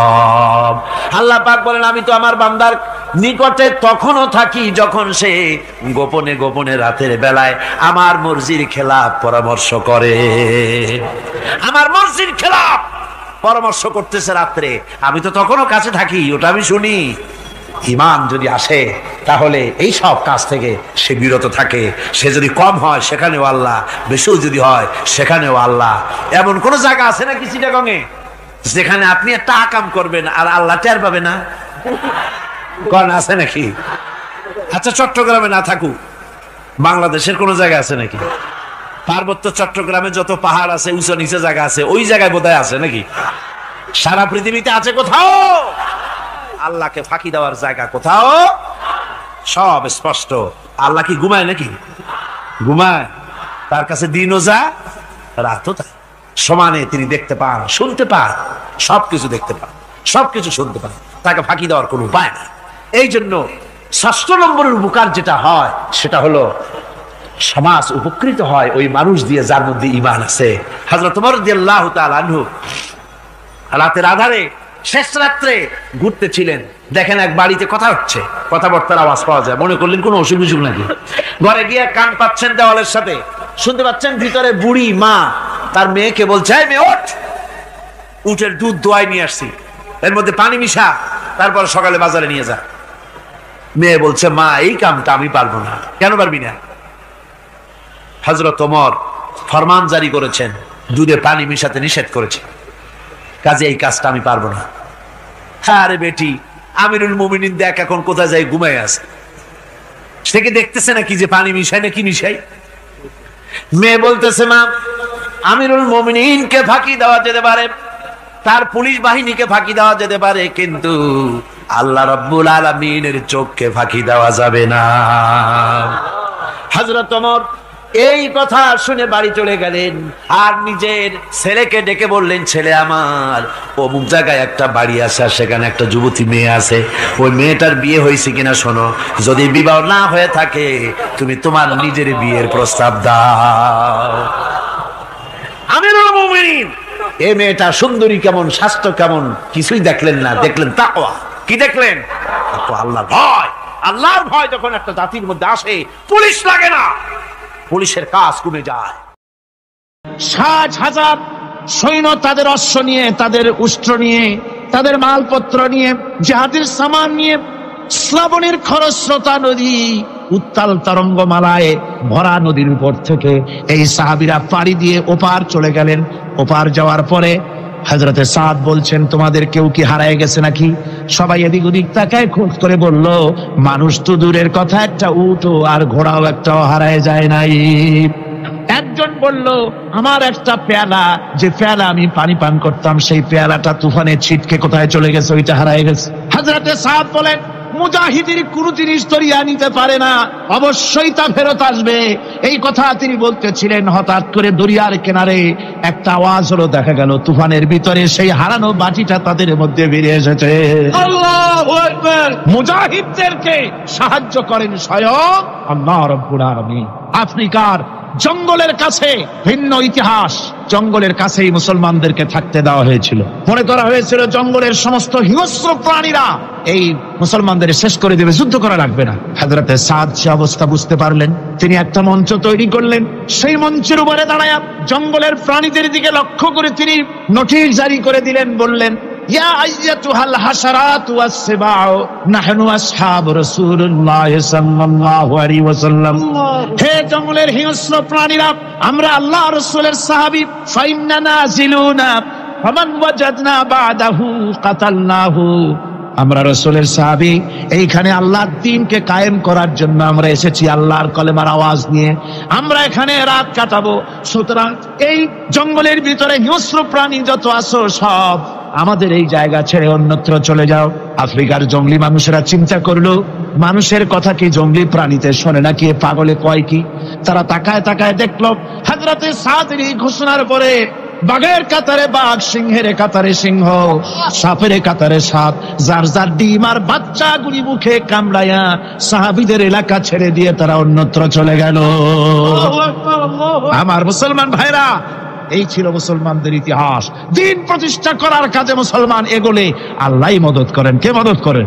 এই অপরাধে বেলালকে তারা মেরেছে, তাকে ভাইরা ওরা হযরতে খাব্বাবকে বেঁধেছে, কোটির সাথে বেঁধে চতুর্দিক থেকে তীর নিক্ষেপ করছে, তরবারি মারতেছে, শরীরের গোশত সুবহানাল্লাহ পড়ে। হযরত আব্বাস রাদিয়াল্লাহু তাআলা আনহু বর্ণনা করছেন, সামি'তু রাসূলুল্লাহ সাল্লাল্লাহু আলাইহি ওয়াসাল্লাম ইয়াকুল আইনান লা তামাসসুহান নার আইনুন বাকাত মিন খাশিয়াতিল্লাহ ওয়া আইনুন বাতাত তাহরিসু ফি সাবিলিল্লাহ, রাওয়াহু তিরমিজি। হযরত ইবনে আব্বাস রাদিয়াল্লাহু তাআলা তিনি বলছেন, আমি রাসূলুল্লাহকে বলতে শুনেছি, আল্লাহর নবী বলেছেন, দুইটি চোখকে জাহান্নামের আগুন দুইটা চোখকে স্পর্শ করবে না। একটা চোখ হচ্ছে গভীর রাত্রে যারা আল্লাহর ভয়তে জাহান্নামের ভয়তে যারা কান্দে, জাহান্নামের আগুন ওই চক্ষুকে স্পর্শ করবে না। আর যারা দিন প্রতিষ্ঠার জন্য, আল্লাহর দিন কায়েমের জন্য ময়দানে যারা লড়াই করে, রাতের বেলায় পাহারা দেয়, ওই পাহারারত চোখের মধ্যে জাহান্নামের আগুন ওই চোখে স্পর্শ করবে না। আমার ভাইরা, হযরত উসমান রাদিয়াল্লাহু তাআলা আনহু বলছেন, মান রাবাতা লাইলাতান ফি সাবিলিল্লাহ কানাত কাআলফি লাইলাতিন সিয়ামুহা ওয়া কিয়ামুহা। হাজার রাত ধরে রোজা রাখলে, হাজার রাত ধরে ইবাদত করলে, আর হাজার দিন ধরে রোজা রাখলে যে সওয়াব হবে, একটা ঘন্টা একটা রাত যদি কেউ পাহারা দেয় আল্লাহর দ্বীনকে প্রতিষ্ঠার জন্য, আল্লাহর দ্বীনের কোন ইসলামী রাষ্ট্রের প্রহরায় যদি কেউ যদি থাকে, একটা রাতে পাহারা দিয়ে যে সওয়াব হবে, হাজার হাজার বছর ধরে নামাজ রোজা করে ওই সওয়াব পাওয়া যাবে না। সুবহানাল্লাহ। অর্থাৎ হাজার বছর ধরে নামাজ রোজা করার মতোই সওয়াব পাহারা দেওয়া আল্লাহর দ্বীনের ইসলামের রাষ্ট্রকে। বন্ধুগণ, রাসূল পাক সাল্লাল্লাহু আলাইহি ওয়াসাল্লাম তিনি বলেছেন, কিয়ামতের দিন জাহান্নামের আগুন আর জিহাদের ময়দানের ধুলি, এই দুটি একসঙ্গে কোন মানুষের পেটের মধ্যে প্রবেশ করবে না। রাসূল পাক সাল্লাল্লাহু আলাইহি ওয়াসাল্লামের একটি হাদিস যা মিশকাত শরীফের মধ্যে বর্ণিত আছে। মিশকাত শরীফের সম্ভবত 336 পৃষ্ঠায় এই হাদিসটি বর্ণনা করা হয়েছে যে হযরত ইবনে আইস রাদিয়াল্লাহু তাআলা আনহু হচ্ছেন এই হাদিসের রাবী। তিনি বলছেন, একবার হুজুর সাল্লাল্লাহু আলাইহি ওয়াসাল্লাম এক ব্যক্তির জানাজায় গিয়ে উপস্থিত হলেন। হযরত ওমর রাদিয়াল্লাহু তাআলা আনহু তখন হুজুরকে বললেন, হে রাসূল, আপনি এই লোকটার জানাজা পড়বেন? এই লোক তো ইসলামের এই ক্ষতি করেছে, সেই ক্ষতি করেছে, অমুক করেছে, এই লোকটার আপনি জানাজা পড়বেন? হুজুর তখন উপস্থিত লোকদের জিজ্ঞেস করলেন, হাজিরিন, তোমরা কি কেউ এই লোকটাকে কোন ইসলামের ভালো কাজ করতে দেখেছো? একজন লোক দাঁড়িয়ে গেলেন, তিনি বললেন, হে আল্লাহর নবী, আমি সাক্ষী, আমি দেখেছি একটা মুজাহিদ বাহিনী জিহাদ করে ফিরতেছিল, তো এক জায়গায় তারা ডেরা গাড়লো, শিবির স্থাপন করলো, রাত কাটাবে বললো। আমি দেখেছি এই লোকটি সারা রাত সেই মুজাহিদদেরকে, সাহাবীদেরকে সারা রাত জেগে জেগে পাহারা দিয়েছে। আল্লাহর নবী জানাজার ইমামতি করলেন, আর এরপরে তাকে কবরের মধ্যে মাদফুন করে দিয়ে নবীজি তার কবরের পাশে দাঁড়িয়ে বললেন, ইন্না আসহাবাকা ইয়াযুন্নুনা আন্নাকা মিন আহলিন নার ওয়া আনা আশহাদু আন্নাকা মিন আহলিল জান্নাহ। নবীজি বলছেন, ও কবরবাসী, তোমার সাথীরা মনে করে তুমি জাহান্নামী, আর আমি নবী মুহাম্মদ সাল্লাল্লাহু আলাইহি ওয়াসাল্লাম সাক্ষী দিচ্ছি তুমি বেশক আল্লাহর বেহেশতি, তুমি অবশ্যই আল্লাহর জান্নাতে যাবে। এরপর হযরত ওমরের দিকে ফিরে রাসূলুল্লাহ বললেন, ওমর, মানুষের শুধু বাহ্য দৃশ্যটাই দেখো না, তার অন্তরের জাযবাটাকেও কদর করো। সুবহানাল্লাহ বিহামদিহি। এই জিহাদের ময়দানে যারা কাজ করে, জান দেয়, মাল দেয়, আল্লাহ পাক তাদের উপরে রহম করেন। এই জিহাদ হচ্ছে এক অগ্নি পরীক্ষা। এই জিহাদটা কি? অগ্নি পরীক্ষা। এমনি এমনি বেহেশতে যাওয়া যাবে না ভাই। আল্লাহ রাব্বুল আলামিন কোরআনে কারীমের মধ্যে বলেছেন, আহাসিবান নাসু আইয়ুতরাকু আইয়াকুলু আমান্না ওয়া হুম লা ইফতানুন। লোকেরা কি ভেবেছে নাকি যে ঈমান এনেছি, এই কথাটা বললেই আমি বেহেশত দিয়ে দিব, মুমিন বলে সার্টিফাই করব? না, যখনই তারা বলবে আমি মুমিন, আমি তখন তাকে অবশ্যই পরীক্ষা করব। এই পরীক্ষায় তাকে পাস করতে হবে। কোরআনে কারীমে আল্লাহ রাব্বুল আলামিন অনেক জায়গায় এই কথাগুলি বলেছেন, এমনি এমনি ছেড়ে দেওয়া হবে না। আমি অতীতের লোকদেরকেও পরীক্ষা করেছি, তোমাদেরকেও পরীক্ষা করব। পরীক্ষা না দিয়ে কেউ তোমরা বেহেশতে যেতে পারবে না। এই জমিনে তোমাদের আগুনের পরীক্ষা দিতে হবে। পয়গম্বরেরা কষ্ট করেছেন, সাহাবায়ে কিরাম কষ্ট করেছেন। আল্লাহ রাব্বুল আলামিন তিনি বলছেন, আম হাসিবতুম আন তাদখুলুল জান্নাতা ওয়া লাম্মা ইয়াতিকুম মাসালুল লাযীনা খালাউ মিন ক্বাবলিকুম মাসাতুহুমুল বাসাউ ওয়াদ-দাররাউ ওয়া যুলজিলু হাত্তা ইয়াকুলার রাসূলু ওয়াল্লাযীনা মা'হু মাতা নাসরুল্লাহ আলা ইন্না নাসরাল্লাহি করিব। আল্লাহ রাব্বুল আলামিন বলেন, তোমরা কি মনে করেছো যে তোমরা বেহেশতে প্রবেশ করবে, অথচ তোমাদের পূর্বে যারা এই পৃথিবীতে এসেছিল তাদেরকে আমি যেমন পরীক্ষা করেছি ওরকম পরীক্ষা এখনো তোমাদের উপরে আসে নাই, ওরকম বিপদও আসে নাই, মুসিবতও আসে নাই। এমন বিপদ এসেছিল নবীদের উপরে, সাহাবায়ে কিরামদের উপরে, যে বিপদে মানুষ চচ্চরিত হয়ে গিয়ে নবী এবং তার সাথী সঙ্গীরা এ কথা তারা মুখ থেকে বেরিয়ে গেছে, মাতা নাসরুল্লাহ। আয় আল্লাহ, তোমার মদত কখন আসবে, তোমার মদত কখন আসবে? মার খেতে খেতে তো শেষ হয়ে গেল। এইভাবে যখন মার আসে চতুর্দিক থেকে আর মুমিনেরা ময়দানে পা জমায়ে টিকে থাকে দিন প্রতিষ্ঠার জন্য, আল্লাহ তখন খুশি হয়ে এক সময় ঘোষণা করে দিবেন, আলা ইন্না নাসরাল্লাহি করিব। আর দেরি নাই, আমার মদত, আমার সাহায্য তোমাদের জন্য অবধারিত। সুবহানাল্লাহ। আমার ভাইরা, বিষয়টা সহজ নয়। শুধু দুইটা সেজদা দিয়া, শুধু তাহাজ্জুদের কিছু নামাজ পড়িয়া আল্লাহর জান্নাতে যাওয়া এত সহজ নয়। রাস্তা খুব কঠিন, রাস্তা খুব।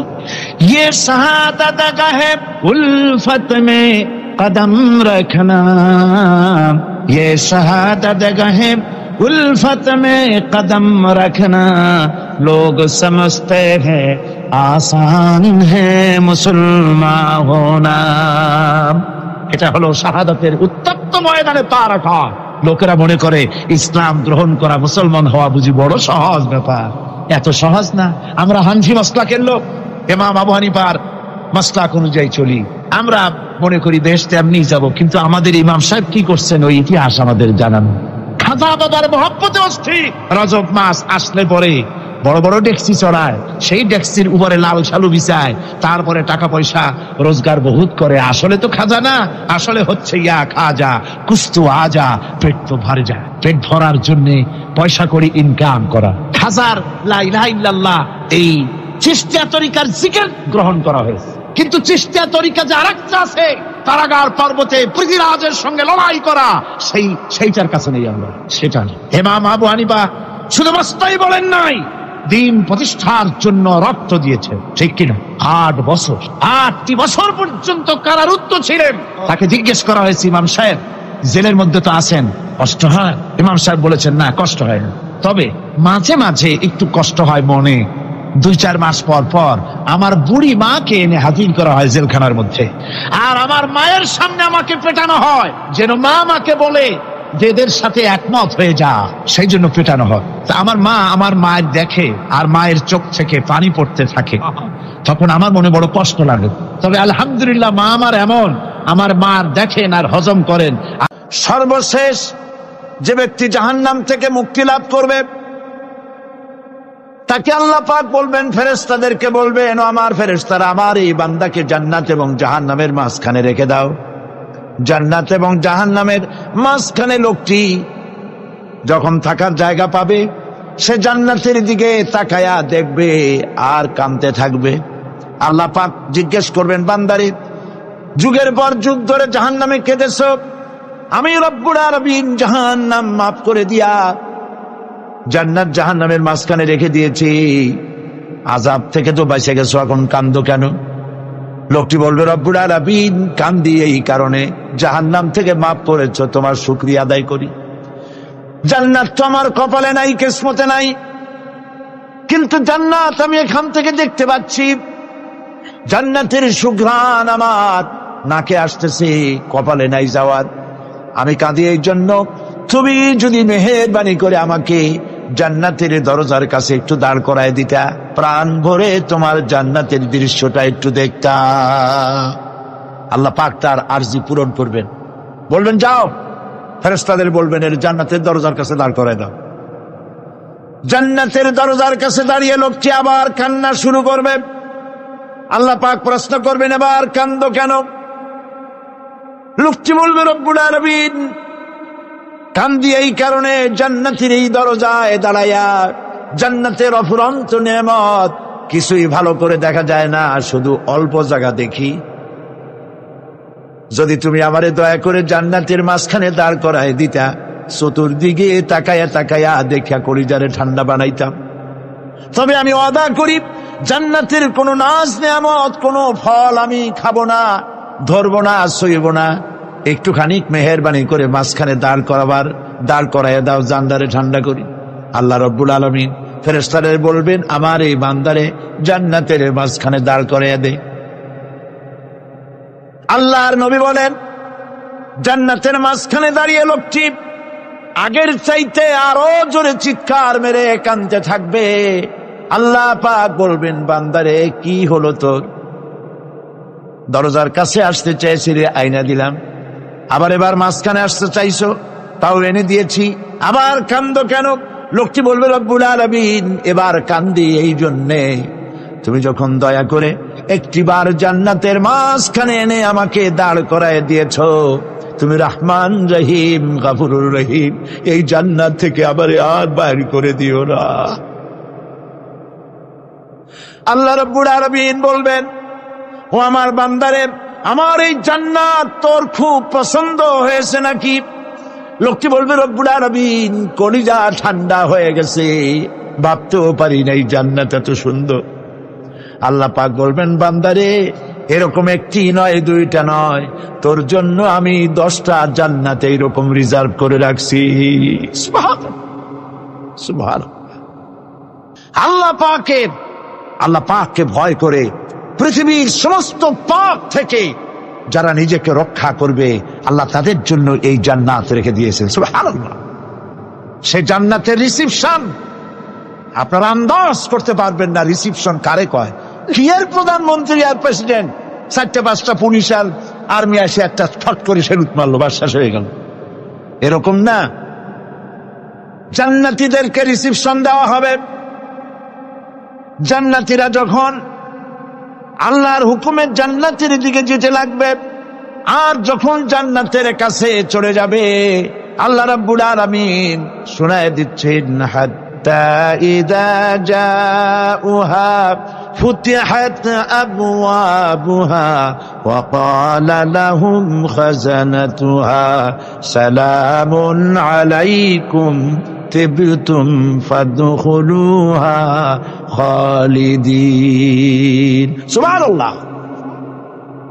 জান্নাতীরা যখন জান্নাতে প্রবেশ করার দরজার মুখোমুখি হবে, তার রক্ষীগণ তখন বলবে, সালামুন আলাইকুম, আল্লাহর শান্তি তোমাদের উপরে বর্ষিত হোক। সুবহানাল্লাহ। দুনিয়ার টাটকা টাটকা সুখগুলি 2 পা দিয়ে ঠেলে দিয়েছ, টাটকা সুখগুলি গ্রহণ করো নাই, হারাম খাও নাই, আল্লাহর দ্বীন কায়েমের জন্য রক্ত দিয়েছো, জীবন দিয়েছো, কষ্ট করেছো, আল্লাহকে ভয় করেছো। আমাদের সালাম গ্রহণ করো, জান্নাতের মধ্যে ঢুকে যাও চিরকালের জন্য। সুবহানাল্লাহ। আর বাইরে হওয়া লাগবে না, চিরকাল এই জান্নাতের মধ্যে তোমরা বসবাস করতে পারবে। আল্লাহ রাব্বুল আলামিনের ফেরেশতারা বলে দিবে। জান্নাতের মধ্যে আল্লাহ পাক হুরদের সঙ্গে জান্নাতীদের বিয়ের ব্যবস্থা করে দিবেন। কোরআনে কারিমে আল্লাহ পাক বলেন, মুত্তাকিইনা আলা সুরুজিম মাসফুফাতিন ওয়া যাওয়াজনাহুম বিহুরিন ঈন। সামনাসামনি ভাবে সাজানো সারি সারি আসন সমূহের উপর তারা ঠেস লাগায় বসে থাকবে, আর আল্লাহ রাব্বুল আলামিন হুরদের সাথে জান্নাতীদের বিয়ের ব্যবস্থা করে দিবেন। যেসব হুরের সঙ্গে বিয়ে হবে তাদের আল্লাহ পাক বিবরণ দিচ্ছেন কি রকম হবে তারা। লাম ইয়াতমিসহুন্না ইনসুন ওয়ালা জান। এর পূর্বে জিন এবং ইনসান এদেরকে কেউ স্পর্শ করে নাই। কিরকম তারা?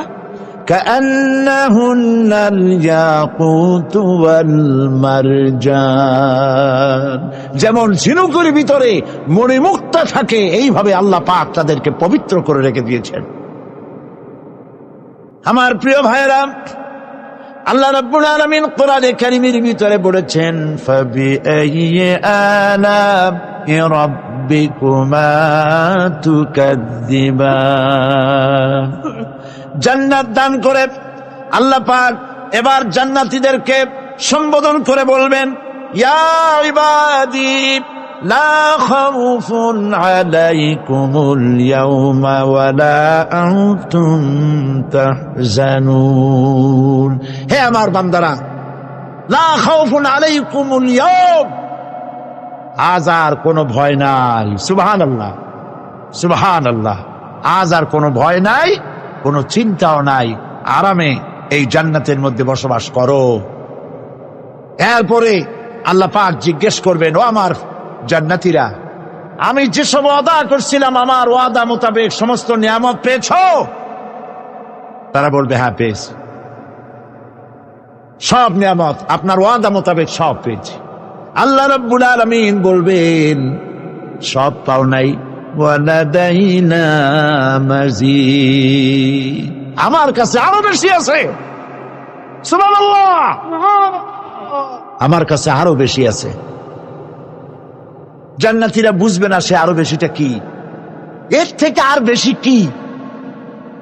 প্রিয় ভাই সব, নবী করিম সাল্লাল্লাহু আলাইহি ওয়াসাল্লাম বলেছেন, জান্নাতের সুখ আর শান্তি কোন চোখ নাই যা দেখেছে, যা কোন অন্তঃকরণ নাই যা কল্পনা করতে পেরেছে। এই জান্নাত মুত্তাকিদের জন্য আল্লাহ রাখছেন। সুবহানাল্লাহ। জান্নাতীরা ভাবতেও পারবে না সেই নিয়ামতগুলি কি। প্রিয় ভাই সব, সেই মুহূর্তে আল্লাহর নবী মুহাম্মদুর রাসূলুল্লাহ সাল্লাল্লাহু আলাইহি ওয়াসাল্লাম বলবেন, রব্বুল আলামিন, আমার উম্মতেরা জান্নাতীরা বুঝতে পারে নাই আপনার কাছে কি নিয়ামত আরো বেশি আছে। আমার এই উম্মতেরা জান্নাতীরা আপনার ওয়াদা মোতাবেক সব পেয়েছে, কিন্তু একটি জিনিস এখনো তাদের কিসমতে হয় নাই।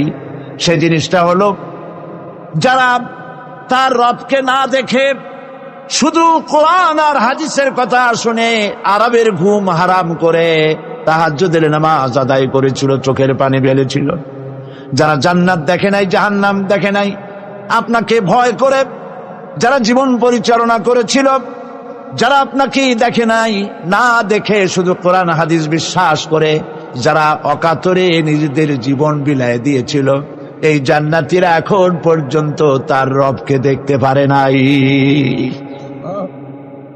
আল্লাহ রাব্বুল আলামিন তার সামনে থেকে ৭০,০০০ পর্দা সরে যাবে। আল্লাহ পাক বান্দাদের আরজি পুরা করার জন্য জান্নাতীদের সামনে তিনি জালোয়া ফরোজ হবে।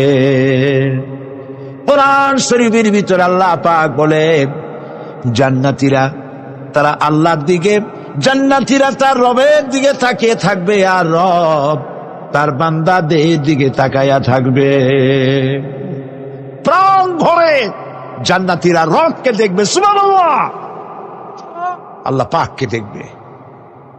প্রাণ খুলে আজ দোয়া করি, রব্বুল আলামিন, জান্নাতের যেই পরিবেশে, যেই জায়গায় তুমি দয়া করে তোমার গোলামদেরকে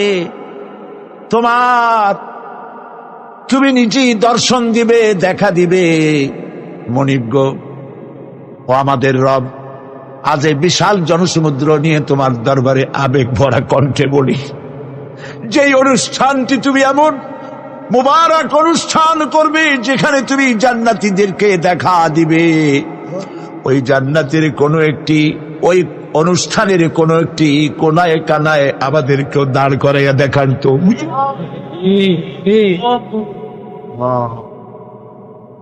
ভাই সব, আল্লাহ রাব্বুল আলামিন মানুষের সামনে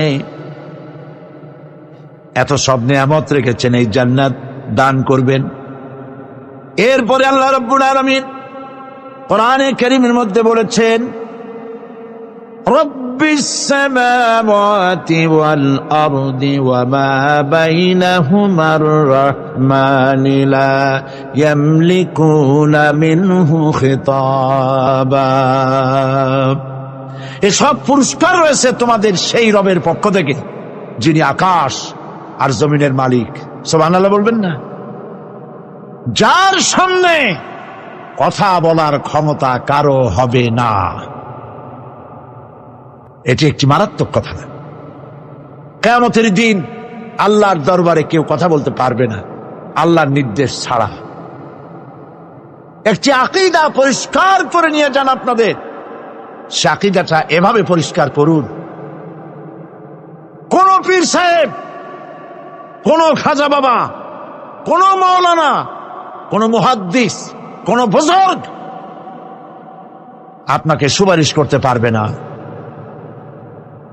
যদি না আল্লাহ পাক তাকে কথা বলার তৌফিক না দেন।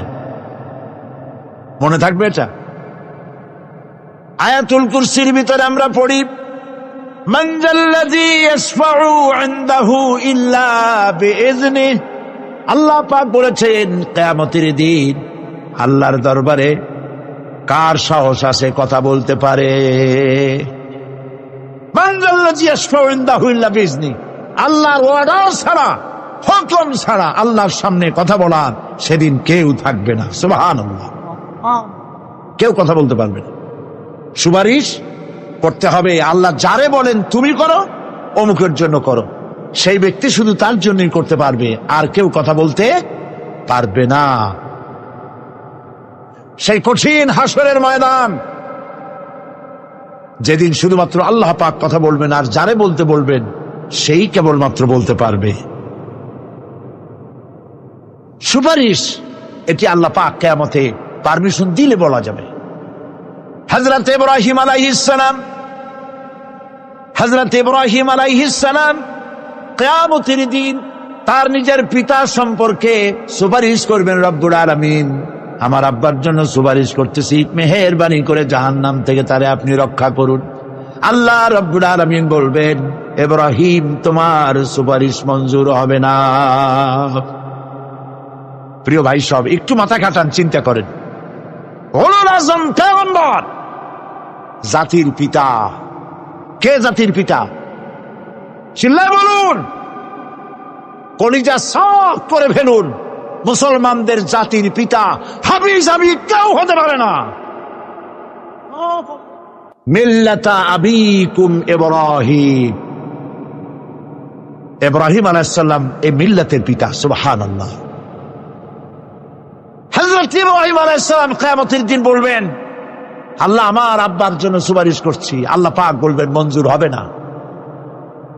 আজর তোমার পিতা হতে পারে, কিন্তু আমার খলিলকে আগুনে ফেলার জন্য নমরুদকে সে সহযোগিতা করেছে, আমি তোমার পিতাকে ক্ষমা করব না।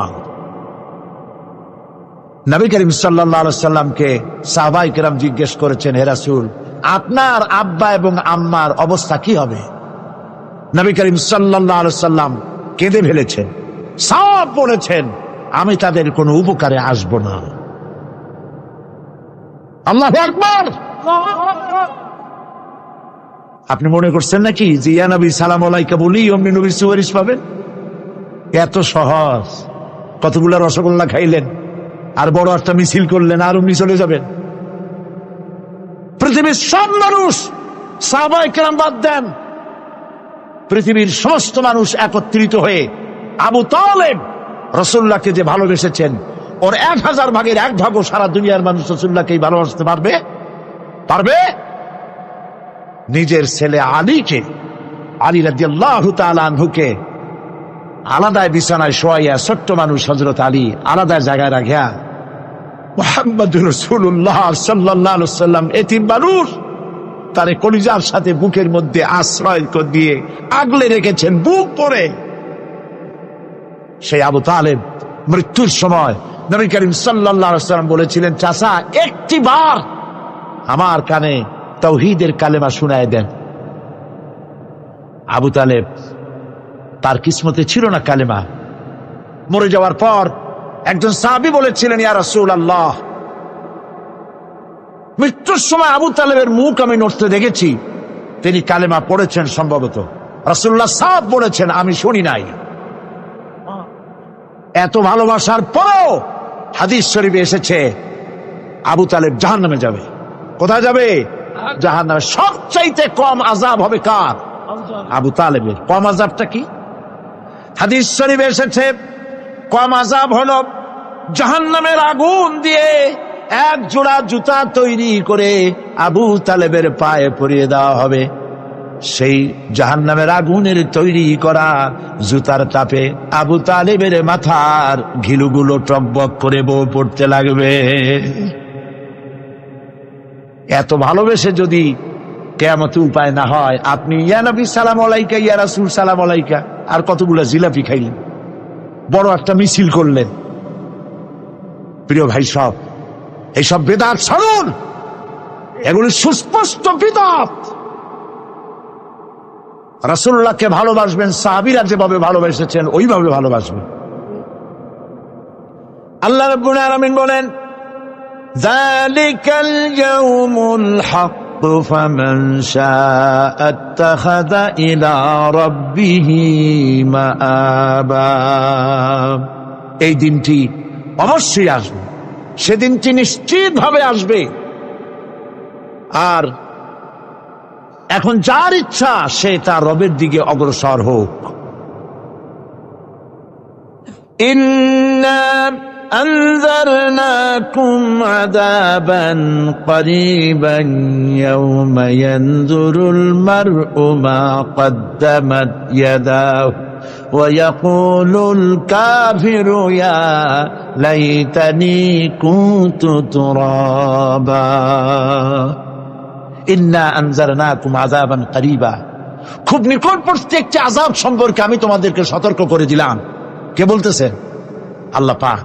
লক্ষ্য করুন আল্লাহ কি বলছেন, খুব নিকটবর্তী একটি কঠিন শাস্তি, আযাব অর্থাৎ কিয়ামত, এ সম্পর্কে আমি তোমাদেরকে সতর্ক করে দিলাম। ইয়াউমা ইয়ানজুরুল মার'উ মা কদ্দামাত ইয়াদা, সেদিন প্রত্যেকটি লোক যা সে পাঠিয়ে দিয়েছিল এখানে, অর্থাৎ যা করেছিল সেগুলি সে দেখতে পাবে। আর তখন ওয়ায়াকুলুল কাফিরু ইয়া লাইতানি কুনতু তুরাবা। সেই কিয়ামতের ময়দানে অবস্থা দেখে কাফেররা বলবে, আহারে, মানুষ না হইয়া যদি মাটি হইয়া যেতাম, যদি মাটি হতাম, যদি মানুষ না হয়ে না জন্মতাম, আজ এই হাসরের ময়দানে এইখানে এই বিচারের মুখোমুখি হতাম না, মাটি হইলে বরং অনেক ভালো হতো।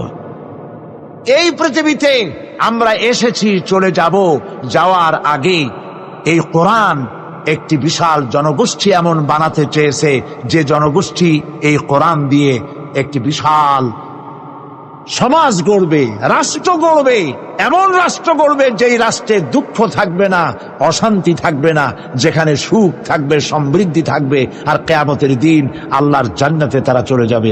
তেমন একটি সমাজকে আমরা চাই। সবাই বলেন, সেরকম একটি সমাজকে আমরা চাই। প্রিয় ভাই সব, কিয়ামতের দিন আমরা যেতে চাই জান্নাতে। কোথায় যেতে চাই বলেন? জোরে বলেন। এই জান্নাতে যাওয়ার জন্য দুইটা কাজ করতে হবে। কয়টা কাজ? আল্লাহ রাব্বুল আলামিন বলেন, ফামান কানা ইয়ারজু লিকাআ রাব্বিহি ফালইআমাল আমালান সালিহান ওয়া লা ইউশরিক বিইবাদাতি রাব্বিহি আহাদা। আল্লাহ পাক বলেন, যে বাজারা আমার সঙ্গে দেখা করতে চায় কিয়ামতে, দুইটা কাজ করা লাগবে। বলেন কয়টা কাজ? একটা হলো নেক আমল। কি আমল বলেন? নেক আমল। নেক আমল কারে বলে? নেক আমল করতে হলে আবার দুইটা শর্ত লাগে। এক নম্বরে কাজটা করতে হবে আল্লাহরে খুশি করার জন্য। কারে খুশি করার জন্য? একটা মাদ্রাসা বানাইছি যাতে লোকেরা বলে যে বড় একটা মাদ্রাসা বানাইছে, এই জন্য মাদ্রাসা বানাবেন, মসজিদ বানাবেন, হসপিটাল বানাবেন, যা কিছু করেন নিয়ত হবে আল্লাহকে খুশি করা। নিয়ত হবে কারে খুশি করা? আল্লাহ পাককে খুশি করা। এই হলো নেক আমলের প্রথম শর্ত, কাজ হবে আল্লাহকে খুশি করার জন্য। 2 নম্বরে কাজটি হতে হবে সুন্নতে নববী সাল্লাল্লাহু আলাইহি ওয়াসাল্লামের উপরে। মনে থাকবে, দাড়ি রাখবো কেন রাখবো? রাসূলের সুন্নাত। রাখবো কারে খুশি করার জন্য? আল্লাহকে খুশি করার জন্য। রাখবো কার মতো? রবীন্দ্রনাথের মতো, কার্ল মার্কসের মতো, কবির মতো নয়। রাখতে হবে কার মতো? নবীর মতো। বুঝে নেন, কাজটা হতে হবে আল্লাহকে খুশি করার জন্য। 2 নম্বরে কাজটা হতে হবে সুন্নতে নববী সাল্লাল্লাহু আলাইহি ওয়াসাল্লামের উপরে হতে হবে। তাহলে এই হলো 1 নম্বর। জান্নাতে যাওয়ার জন্য, আল্লাহর সাথে দেখা করার জন্য 1 নম্বরের কাজ হলো নেক আমল। বলেন 1 নম্বরের কাজ কি? 2 নম্বরের কাজ ওয়ালা ইউশরিক বিইবাদাতি রাব্বিহি আহাদা। আল্লাহ রাব্বুল আলামিনের ইবাদতের সাথে কাউকে শরীক স্থাপন করা যাবে না। আমরা যারা মুসলমান, অধিকাংশ মুসলমান শিরকের ভিতরে মুবতলা হয়ে আছে। বিশ্বাস করেন কিনা বলেন? কাফেররা তো মুশরিক আছেই, ওরা তো মুশরিক আছেই, কিন্তু আমরা মুসলমানেরা আমাদের আমলের মধ্যে, আমাদের অজান্তে সবের নিয়তে অনেক শিরক আমরা করে বসি। নাউজুবিল্লাহ, বলেন নাউজুবিল্লাহ। এই জন্য আমি বারবার সতর্ক করি, নিজেকেও করি, আপনাদেরকেও করি। এই কারণে করি, শিরকের গুনাহ আল্লাহ মাফ করবেন না। ইন্না শিরকা লাযুলমুন আযীম। শিরক মস্ত বড় অপরাধ, জুলম, আল্লাহ মাফ করবেন না। আল্লাহর কাছে কান্দে কান্দে মাপ চাওয়া লাগবে যে আল্লাহ শিরক থেকে আমাকে রক্ষা করো, বাঁচাও। অনেক গোপন শিরক আছে। মাজারে যান, পীর সাহেবের কাছে যান, মনে যদি নিয়ত থাকে উনি ফু দিলে আমি ভালো হবই, উনি তাবিজ দিলে আমার বাচ্চা হবেই, উনি আমারে দয়া করলেই আমার ব্যবসায় উন্নতি হবেই, এইটার নাম শিরক। এটার নাম কি? ওয়াইজা সাআলতা ফাসআলিল্লাহ ওয়াইজা ইসতাআনতা ফাসতাইন বিল্লাহ। যা বলার আল্লাহরে বলো, আর যা চাওয়ার কার কাছে চাও? চিল্লায় বলেন। কলিজাটাকে পরিষ্কার করে দেন আজকের মাহফিলে। এই কলিজায় কারো প্রতি কোনো ভয় রাখবো না আল্লাহ ছাড়া। ভয় করবো কারে বলেন? মোহব্বত আল্লাহ ছাড়া, এত বেশি মোহব্বত আর কাউকে করব না। আল্লাহ তাআলা আমাদের কলিজায় তোমার ভয় এবং মোহব্বত দিয়া ভরে দাও, রাসূলের মোহব্বত দিয়ে আমাদের দিলকে ভরে দাও। বিশ্বাস করুন ভাই সাহেব, কোরআন শরীফ আমার সামনে, বিশ্বাস করুন। দেশি পীর, বিদেশি পীর, খাজা বাবা দেশি এবং বিদেশি, কেউ আপনার ভাগ্য বদলাই দিতে পারবে না। এই পিছনে দৌড়ায় দৌড়ায় কোনো লাভ নাই। এতক্ষণ মসজিদের ভেতরে বসে আল্লাহর কাছে কাঁদেন। ওয়াকালা রাব্বুকুম উদউনি আস্তাজিব লাকুম। তোমার রব বলেছে আমারে ডাকো, আমি ডাকের সাড়া দিয়ে দেব। সুবহানাল্লাহ। আর আল্লাহ বলেছেন আমার ইবাদতের সাথে কাউকে শরীক করবে না। খবরদার। আলাইসাল্লাহু বিকাফিন আবদা।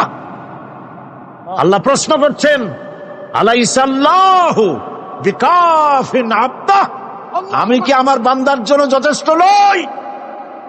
চিল্লায় বলুন অবশ্যই যথেষ্ট। আবার বলেন অবশ্যই যথেষ্ট।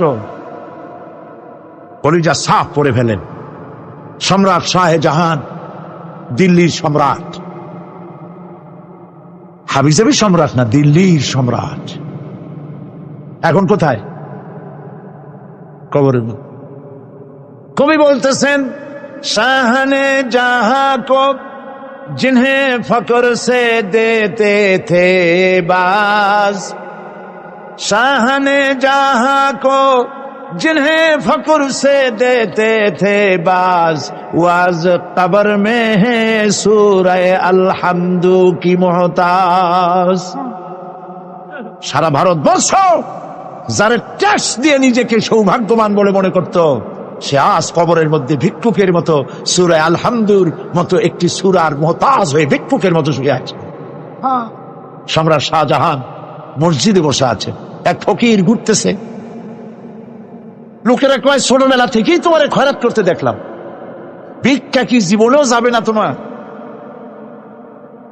লোকটি বলছে, আমি ভিক্ষা করবো স্যার, আমার উপায়টা কি? এই লোকটি, আমি ভিক্ষা করা ছাড়া করবো কি? লোকেরা তো আমার 60 টাকা, 50 টাকা, 100 টাকা দেয় না, 4 আনা 5 আনা 1 টাকা এই আমার দেয়, এই দিয়ে আমি বড় লোক হবে কেমন? লোকটি বলছে, আচ্ছা দেখো, তুমি তো জায়গা মতো যাইতে পারো নাই, বাদশার কাছে যাও, এমন দেওয়া দেবে জীবনে আর খয়রাত করা লাগবে না। তো বাদশার কাছে কি খয়রাতি যাইতে পারে কোনোদিন? হ্যাঁ, এখন পারবা। কেমনে? সম্রাট শাহজাহান এখন একা একা মসজিদে আছেন। তখনকার এসব বাদশারা অনেকে নামাজি ছিলেন, দিনদার ছিলেন। ফকির দরজার কাছে দাঁড়াইয়া দেখতে পাচ্ছে কেউ নাই, দেহরক্ষীরা দূরে দূরে দাঁড়ানো। বাদশাহ মসজিদের ভেতরে বসে হাত তুলে ঝুলতেছে আর কাঁদতেছে, চোখের পানি দিয়া দাঁড়িয়ে ভিজে ভিজে পড়ছে। এই দৃশ্য অনেকক্ষণ দেখলো ফকির। কিছুক্ষণ পর সম্রাট শাহজাহান মসজিদ থেকে বেরিয়ে আসছে। ফকির বলছে, আসসালামু আলাইকুম হুজুর। তিনি বললেন, ওয়ালাইকুম আসসালাম, চলে গেল। বাদশা বলল, আমার কাছে তো কেউ আইসা কিছু না চাইয়া তো যায় না, এরে দেখলাম খয়রাতির মতো কিছু চাইলো না, বেটা ভয় করলো নাকি? আমি এদিকে আসো। আসছে। ভয় পাইছো? কয় না, ভয় পাইনি। তো কিছু যে চাইলে না? ফকির বলছে, জাহাপানা, সত্যিই কিছু চাইতে আসছিলাম। তারপর চাইলে না কেন? ফকির বলছে, জাহাপানা, সারা জীবন ভিক্ষা করেছি, আর আজ দিল্লির সম্রাটের কাছে বেশি পাওয়ার লোভে এসেছি না, কিন্তু আপনার দশা দেখা আমার জ্ঞানের চোখ খুলে গেছে। আমি লক্ষ্য করে দেখলাম, আমি সম্রাটের কাছে চাইতে এসেছি, হাত তুলি নাই, বিনয় প্রকাশ করি নাই, চোখের পানি ফেলি নাই, কিন্তু লক্ষ্য করে দেখলাম দিল্লির সম্রাট আমার চাইতেও বড় ভিক্ষুকের মতো। আবার কোন সম্রাটের কাছে হাত তুলে কাঁদবে? আমার জ্ঞানের চোখ খুলে গিয়েছে, আমি বুঝতে পেরেছি সম্রাট কান্দে যেই সম্রাটের কাছে, তারে ছাড়া আর কারো কাছে জীবনে চাইব না।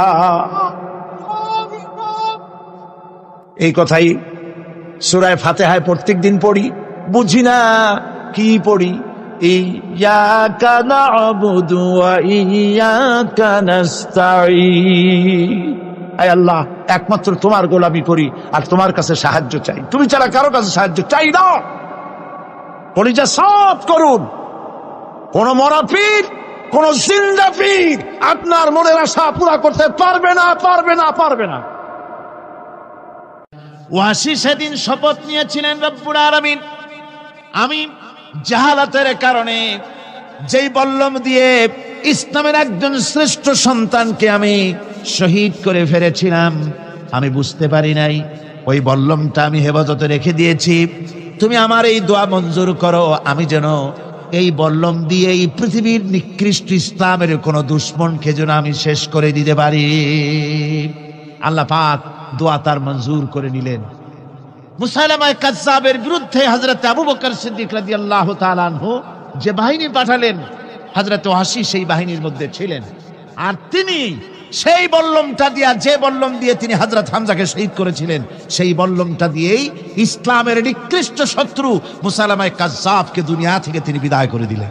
দাউদ আলাইহিস সালামকে আল্লাহ রাব্বুল আলামিন এমন মুজিজা দিলেন, তিনি যখন লোহা মুঠো করে ধরতেন হাতের ভিতরে, লোহা পানি হয়ে হাতের ফাঁকের মধ্য দিয়া তা পড়ে যেত পানি হয়ে। এভাবে মুজিজা তাকে দেওয়া হলো। সুলাইমান আলাইহিস সালামের মুজিজা ছিল, তক্তার উপরে বসতেন, ইঞ্জিন লাগতো না, মেশিন লাগতো না, বিনা ইঞ্জিনে বিনা মেশিনে তক্তা হাওয়ার উপরে উড়ে সারা পৃথিবী ঘুরে আসতেন। ঈসা আলাইহিস সালামের মুজিজা ছিল, জন্মদের চোখের উপরে হাত বুলিয়ে দিতেন, সঙ্গে সঙ্গে চোখ তার ভালো হয়ে যেত। আবার কুষ্ঠ ব্যাধিগ্রস্ত লোকের গায়ে হাত বুলিয়ে দিলে তার শরীর ভালো হয়ে যেত। এটা ছিল তার মুজিজা। রাসূল পাক সাল্লাল্লাহু আলাইহি ওয়াসাল্লামের সময় মুজিজা, তার সময় প্রভাব ছিল সাহিত্যের। সাহিত্য আর কবিত্বের এত বেশি প্রভাব বিস্তার হলো, তারা কবিতা লিখে লিখে রচনা করে করে কাবা শরীফে লাগাই দিত। পারলে এই কবিতার সাথে মোকাবেলা করো এই চ্যালেঞ্জের। আল্লাহ রাব্বুল আলামিন সেই সময় কোরআনে কারীমকে অবতীর্ণ করে দিলেন। কোরআনে কারীম দুনিয়ার সমস্ত সাহিত্য আর কবিত্বের সমস্ত মানকে ছাড়িয়ে চলে গেছে এমন এক পর্যায়ে, কিয়ামত পর্যন্ত কোরআনের সাহিত্যের ভাবধারা এর মানকে উতরে যেতে পারবে এমন সাহিত্যের জন্ম আজও হয় নাই, ভবিষ্যতেও হবে না। এটা হলো রাসূল পাক সাল্লাল্লাহু আলাইহি ওয়াসাল্লামের মুজিজা। সাহাবায়ে কেরামদের সঙ্গে রোমকদের লড়াই হতেছে, রোমক সৈন্যরা যুদ্ধে জিততে পারতেছে না কিছুতেই। এরপরে তারা গোয়েন্দা বিভাগের লোক পাঠায় দিল, এদের সঙ্গে জিততে পারি না কেন, একটু খুঁজে দেখে আসো রাত্রে এরা করেটা কি। গোয়েন্দা বিভাগের লোক সারা রাত ঘুরে ঘুরে তারপরে এসে রিপোর্ট করলো।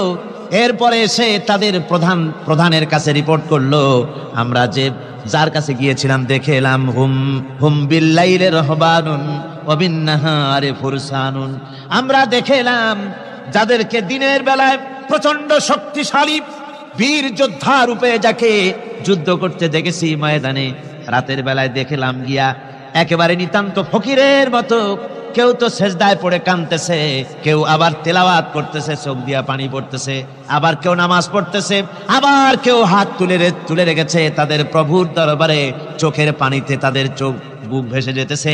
সারাটা রাত তেলাওয়াত আর সেজদা আর নামাজের মধ্যে তারা এভাবে কাটিয়ে দিয়েছে। সেনাপতি এই রিপোর্ট শোনার পরে বললেন, ও গোয়েন্দা বিভাগের লোকেরা, আমার রোমক সৈন্যরা শোনো, যে জাতির নৈতিক মান এত উচ্চে, ওই জাতির সঙ্গে যুদ্ধ করা মানে আমাদের আত্মহত্যা করার শামিল। এদের সাথে কিছুতেই আমাদের পক্ষে পারা সম্ভব না। হ্যাঁ, এদের সাথে পারা যাবে যদি এই সম্পর্ক নষ্ট করে দেওয়া যায়। আল্লাহর সাথে তাদের এই গভীর সম্পর্ক যেটা আছে, এই সম্পর্ক নষ্ট করে দিতে হবে, তাহলেই কেবলমাত্র সম্ভব হবে। এদের নৈতিক চরিত্র ধ্বংস করার জন্য প্রচেষ্টা চালাও, তাহলে হয়তো আমরা কামিয়াব হতে পারব। আমার বন্ধুগণ, সামান্য স্যান্ডেলের ফিতা গাছা যদি ছেড়ে যায়, মানুষের কাছে চাইও না, আল্লাহ রব্বুল আলামিনের দরবারে হাত পাতো, রব্বুল আলামিন তোমার স্যান্ডেল কেনার পয়সা জুগিয়ে দেবেন। জোরে বলেন সুবহানাল্লাহ। যা দরকার তার কাছেই চাও, হাত তার কাছেই পাতো। ওই যে সম্রাট শাহজাহানের কথা আমি আপনাদেরকে শুনাই, ফকির একটা ঘুরতেছে সারাদিন। এক লোক বলছে যে আপনি হে ফকির, তুমি এরকম করে ঘুরছো সারা জীবন, বুড়া হয়ে গেছো খয়রাত করতে করতে, ছোটবেলা থেকে তোমার ভিক্ষা করতে দেখি, আর কতকাল ভিক্ষা করবে? কর্মটা কি? বাচ্চার কাছে যাইতে পারবে, বাচ্চার কাছে গেলে এমন ভাবে দিবে, অনেক দিবে, নিয়ে কুড়াইতে পারবা, তোমার আর জীবনে ভিক্ষা করা লাগবে। ফকির চলে গিয়েছে, কোথায় পাবো বাচ্চারে? দেখো মসজিদে পাবা। এখন তিনি নামাজ চলে গিয়েছে সেখানে, মসজিদের বারান্দায় দাঁড়ায় দেখে সম্রাট শাহজাহান হাত পেতে মোনাজাত করতেছেন, চোখের থেকে পানি পড়ে দাড়ি ভিজে ভিজে পড়ে। মোনাজাত শেষ করে বাদশা যখন বাইরে নেমেছেন, তখন ফকির তাকে সালাম দিয়ে চলে যান। বাদশা বলছেন, তুমি আমাকে সালাম দিয়ে চলে যাচ্ছ, তুমি তো ভিক্ষুক, আমার কাছে তো সমস্ত ভিক্ষুকই আমার কাছে চায়, ভিক্ষুক তো ভালো, ধনীরাও আমার কাছে চায়, তুমি ভিক্ষুক মানুষ আমার কাছে তো চাইলে না, সালাম দিয়ে চলে যাও। ফকির বলতেছেন, জাহাপানা, সত্যি কিছু চাইতে এসেছিলাম, কিন্তু আমি আপনাকে দেখার পরে আমার চিন্তার পরিবর্তন হয়ে গেছে।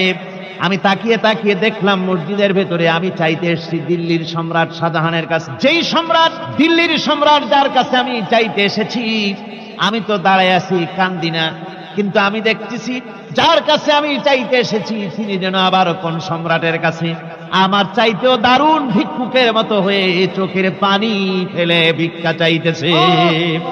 মনে মনে ভাবলাম, মানুষের কাছে ভিক্ষা চাইবো না কোনদিন আর। বাদশা কান্দে, যেই বাদশার কাছে ওই সম্রাটের সম্রাট রাজা ধীরাজ আল্লাহর কাছে ছাড়া কারো কাছে জীবনে আর হাত পাতবো না।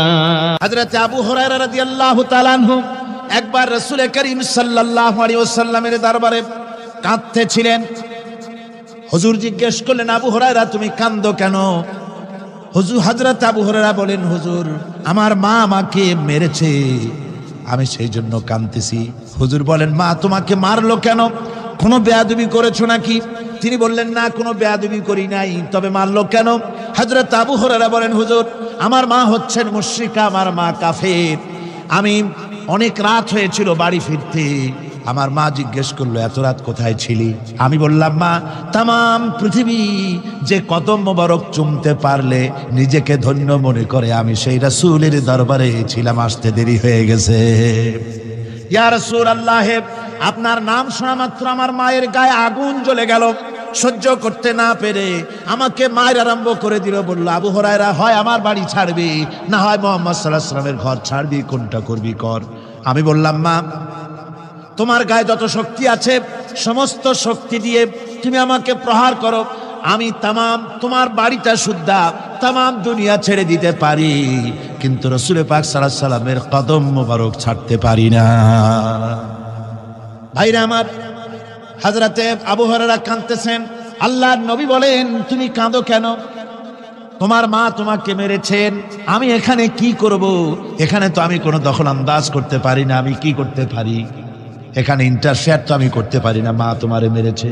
হযরত আবু হুরায়রা বলেন, ইয়া রাসূলুল্লাহ, মায়ের বিরুদ্ধে কোনো নালিশ করার জন্য আপনার কাছে আমি আসি নাই। বলে, কেন এসেছো? হযরত আবু হুরায়রা বলেন, হুজুর, এসেছি এই জন্যে, আমি জানি আপনি যদি আল্লাহর দরবারে কোনো ব্যাপারে দোয়া করেন, আল্লাহ রাব্বুল আলামিন তা মঞ্জুর করে নেন। আপনি মেহেরবানি করে আমার মায়ের হেদায়েতের জন্য আল্লাহর কাছে দোয়া করুন। হুজুর সাল্লাল্লাহু আলাইহি ওয়াসাল্লাম দুহাত উঁচু করলেন, বললেন, আল্লাহুম্মা ইহদি উম্মা আবি হুরায়রা, আয় আল্লাহ, আবু হুরায়রার মাকে তুমি হেদায়েত নসিব করে দাও।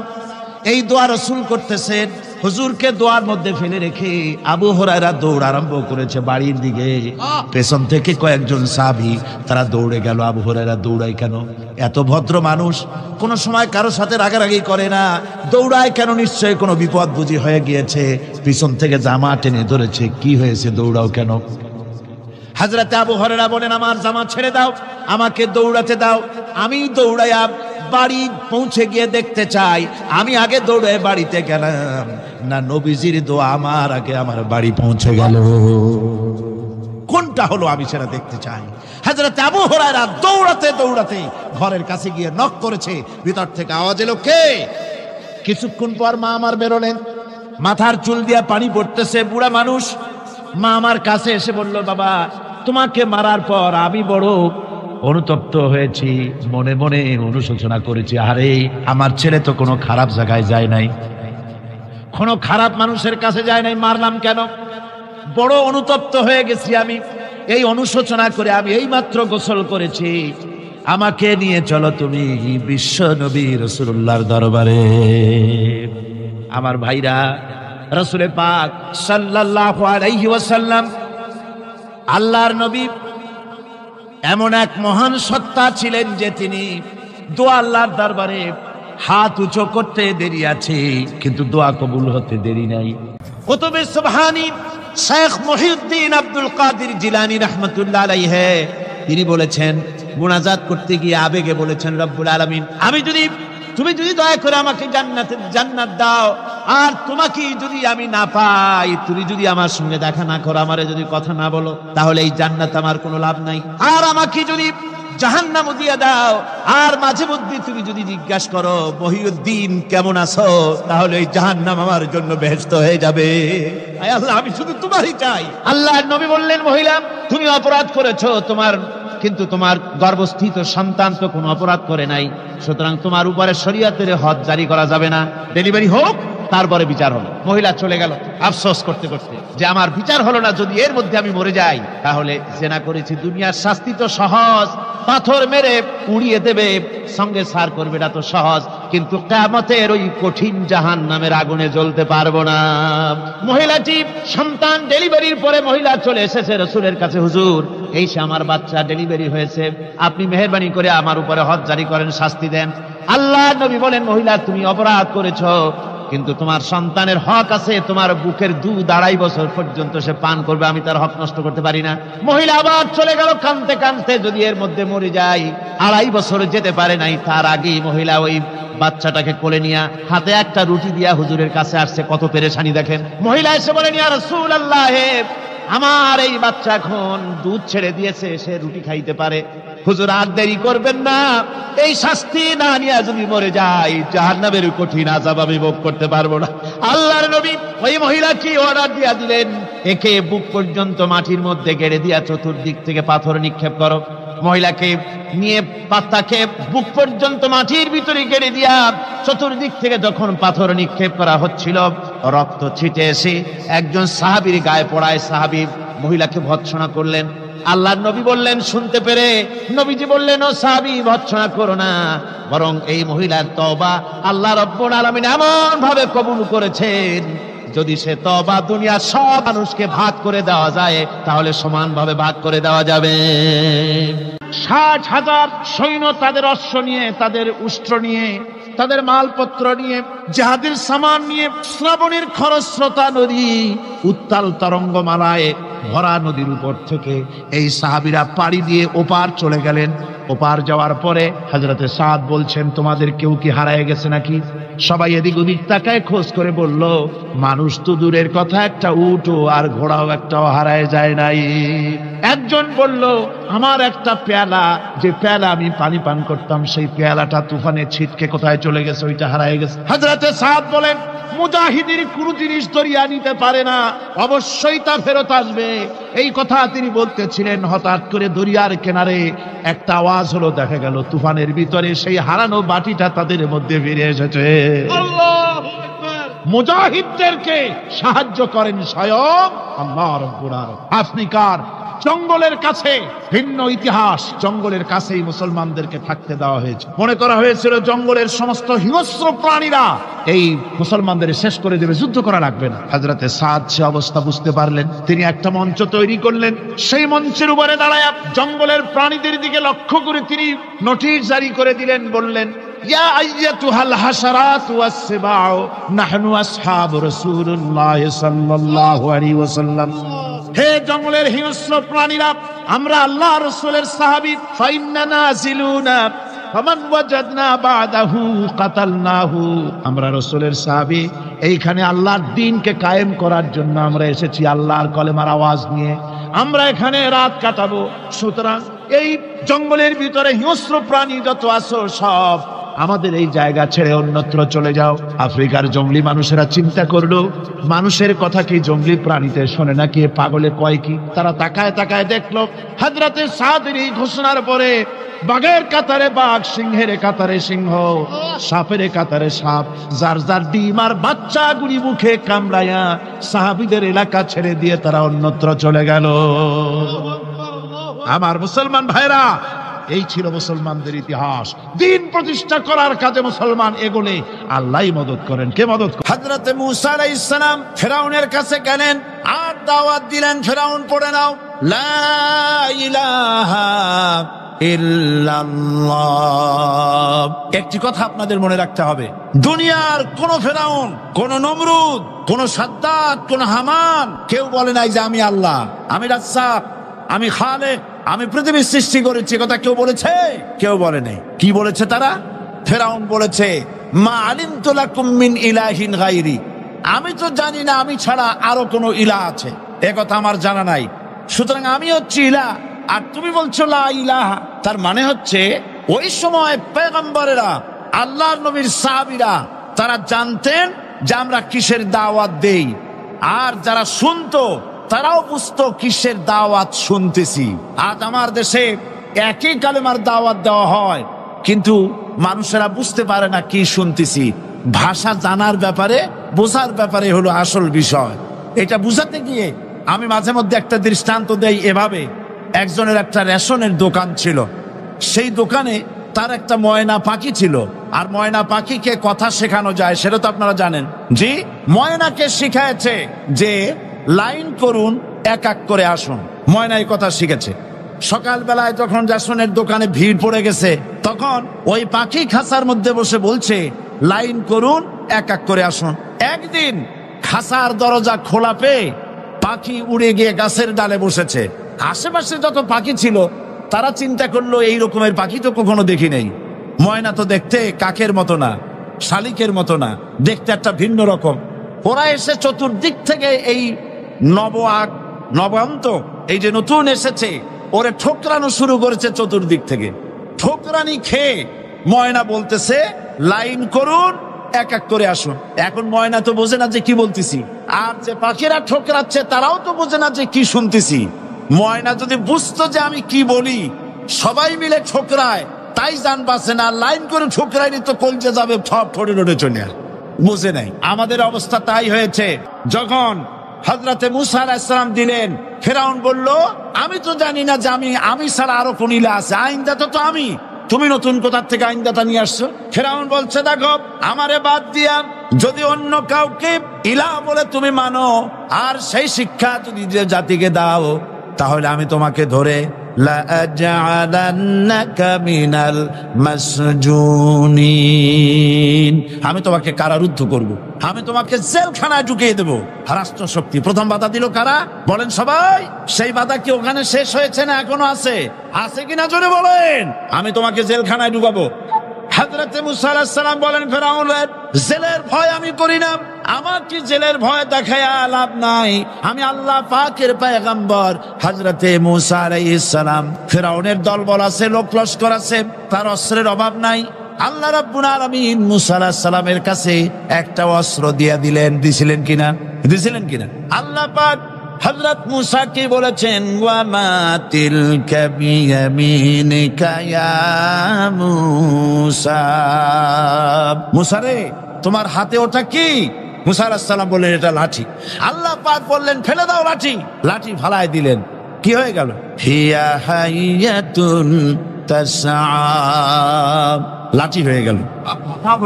এখন লাঠি পড়ে সাপ হয়ে গেল। সাপ দেখে নবী ওলি হোক, সাহাবী হোক আর আলেম হোক, সাপ দেখলে ভয় করে না মানুষের? মুসা আলাইহিস সালাম ভয় পেয়েছে। আল্লাহ রাব্বুল আলামিন হযরত মুসাকে শোনায় দিলেন, খুযহা ওয়া লা তাখাফ সানুঈদুহা সিরাতাহাল উলা, খুব ধরো, লা তাখাফ, ভয় পেও না। আল্লাহ বলছেন ধরো, ভয় পেও না। ধরার সঙ্গে সঙ্গে স্বাভাবিক অবস্থায় ফিরে আসবে, আবার লাঠি হয়ে যাবে। এখন আল্লাহ বলছেন ধরো। মুসা আলাইহিস সালাম কি ভয় পাওয়া উচিত হবে? মুসা আলাইহিস সালাম কি ভয় পাইছিলেন? কারণ হচ্ছে এই দুশমনের শক্তিটা খুব বড়ই দেখা যায়, মনে হয় যেন অনেক বড় কি জানি কি। আল্লাহ পাক বলছেন ইন্না কাইদাশ শয়তানে কানা দাঈফা, শয়তানের চক্রান্ত যতই তুমি মনে করো অনেক ষড়যন্ত্রের জাল বিস্তার হয়ে আছে, আল্লাহ কয় কিছুই না, দাঈফা অত্যন্ত দুর্বল। আল্লাহ পাক বললেন ধরো। মুসা আলাইহিস সালাম সাপ ধরলেন, সঙ্গে সঙ্গে লাঠি হয়ে গেল। ফেরাউন বরদাস্ত করলো না, রাষ্ট্রশক্তির পক্ষ থেকে আক্রমণ শুরু হলো। অপরাধ কি? মুসা আলাইহিস সালামের অপরাধ কি অপরাধ? মাশাআল্লাহ, বুঝতে পেরেছেন। অপরাধ হচ্ছে তিনি বলেছেন লা ইলাহা, জোরে বলেন লা ইলাহা ইল্লাল্লাহ। এই কালেমাকে আজ আমরা ভিক্ষার বুলি বানাইছি। এটা হলো সার্বভৌমত্বের বুলি, এটা হচ্ছে আল্লাহ পাকের সার্বভৌমত্বের কথা। আজ আমরা মানুষের কাছে আমরা শুনি, মানুষেরা ভিক্ষা চায়, লা ইলাহা ইল্লাল্লাহ, এক মুঠ চাউল দেন, লা ইলাহা ইল্লাল্লাহ 10 খান পাই দেন। এই হচ্ছে কালেমার জিকির। আবার কেউ কেউ জিকির করতেছে লা ইলাহা আস্তে, ইল্লাল্লাহ জোরে, এমন জোরে কলব সাফ করে, কলব তাতে থাকলেও পারে গেলেও পারে। এই কালেমার এর আঘাত পয়গম্বররা মেরেছেন। হযরত মুসা আলাইহিস সালাম যখন বলেছেন লা ইলাহা ইল্লাল্লাহ, এই ধাক্কা ফেরাউন বরদাস্ত করতে পারে নাই। দরিয়ায় নীলের ভিতরে আল্লাহ পাক ডুবাই শেষ করে দিয়েছেন, দেন নাই? হযরত মুসা আলাইহিস সালাম তার উম্মতেরা দরিয়ার পাশে বসে দ্বীনি কথাবার্তা বলতেছেন। এমন সময় ফেরাউন, তার শত্রু হচ্ছে মুসা আলাইহিস সালাম। শত্রু কেন? মুসা কি ফেরাউনের পাকা ধানে মই দিয়েছে নাকি? বলেন আপনারা। তার হালের গরু পিটায় মারছে নাকি? অপরাধ হলো তিনি আল্লাহর জমিনে আল্লাহর আইন প্রতিষ্ঠার কথা বলেছেন। এই শুধুমাত্র এই অপরাধে ফেরাউন তার দলবল নিয়ে 3 দিক থেকে আক্রমণ করেছে। মুসা আলাইহিস সালামের উম্মতেরা ভয় পেয়ে গেছেন। তারা বলছেন ইন্না লামুদরাকুন, আমরা পাকড়াও হয়ে গেছি। 3 দিকে সাড়াশি আক্রমণ, 3 দিকে শত্রু, একদিকে দরিয়া, পালাবার রাস্তা আছে? হযরত মুসা আলাইহিস সালাম ভয় পেয়ে গেলেন, সারেন্ডার করলেন না। হযরত মুসা আলাইহিস সালাম বললেন কাল্লা, কখনো নয়, ভয় পাওয়ার কোনো কারণ নাই। রব্বি সায়াহদিন, অবশ্যই আমার রব আমার জন্য রাস্তা করে দিবেন, ভয় পাইও না, আমার রব রাস্তা করে দিবেন। আল্লাহ রাব্বুল আলামিন হযরত মুসা আলাইহিস সালামকে অর্ডার করলেন হাতের লাঠি দিয়া দরিয়ার উপরে আঘাত করো। হযরত মুসা আলাইহিস সালাম দরিয়ার উপরে আঘাত করলেন। রাস্তা ছিল দরকার একটার, এক বাড়িতে আল্লাহর হুকুমে লাঠি দিয়ে একটি আঘাত করার সঙ্গে সঙ্গে হযরত মুসার তার সঙ্গী সাথী দরিয়া পার হওয়ার জন্য দরিয়ার মধ্য দিয়ে আল্লাহ 12টা রাস্তা পয়দা করে দিলেন। সে আল্লাহ আছে না নাই? এত আসতে বলেন কেন? ভয় পাওয়ার কারণ আছে। রাষ্ট্র শক্তি বাধা দিয়েছে সমস্ত নবীদেরকে। কেন? নবীদের চরিত্র খারাপ? জোরে বলেন, নবীদের চরিত্র খারাপ? নবীদের চাইতে মাসুম বেগুনাহ উন্নত চরিত্রের মানুষ আল্লাহর আকাশের নিচের জমিনের উপরে আর হয় নাই। তোমরা যে সব নেতাদের পিছনে দৌড়াও, অমুকের সৈনিক, নেতা নেতা করে মরো, এইসব নেতা যাদের পিছনে দৌড়াও, এই নেতাগুলি, আমি জিজ্ঞেস করি আপনাদেরকে, এই নেতাগুলি জীবনে একবারও জেনা করে নাই। এ ব্যাপারে অনুসারীরা আপনারা কি নিশ্চিত? মিথ্যা কথা জীবনেও কয় নাই, প্রতারণা করে নাই, ঠাট্টা করে নাই, বিদ্রুপ করে নাই, মদ খায় নাই, মানুষ হত্যা করে নাই। কিসের নেতা? নেতা হচ্ছেন সেই ব্যক্তি যিনি বলেছেন, ও আমার স্ত্রীরা, ও আমার সাহাবীরা, রাতের আধারে আমার মধ্যে যা আচরণ দেখতে পাও, দিনের আলোতে আমার মধ্যে যা দেখতে পাও, সবগুলি খুলে খুলে মানুষের কাছে বলে দাও। তার নাম বিশ্বনবী মুহাম্মদ রাসূলুল্লাহ সাল্লাল্লাহু আলাইহি ওয়াসাল্লাম। হযরত মুসা আলাইহিস সালাম বলেন, ফেরাউনের জেলের ভয় আমি করি না, আমার কি জেলের ভয় দেখায়া লাভ নাই, আমি আল্লাহ পাকের পয়গম্বর। হযরত মুসা আলাইহিস সালাম, ফেরাউনের দলবল আছে, লোক লস্কর আছে, তার অস্ত্রের অভাব নাই।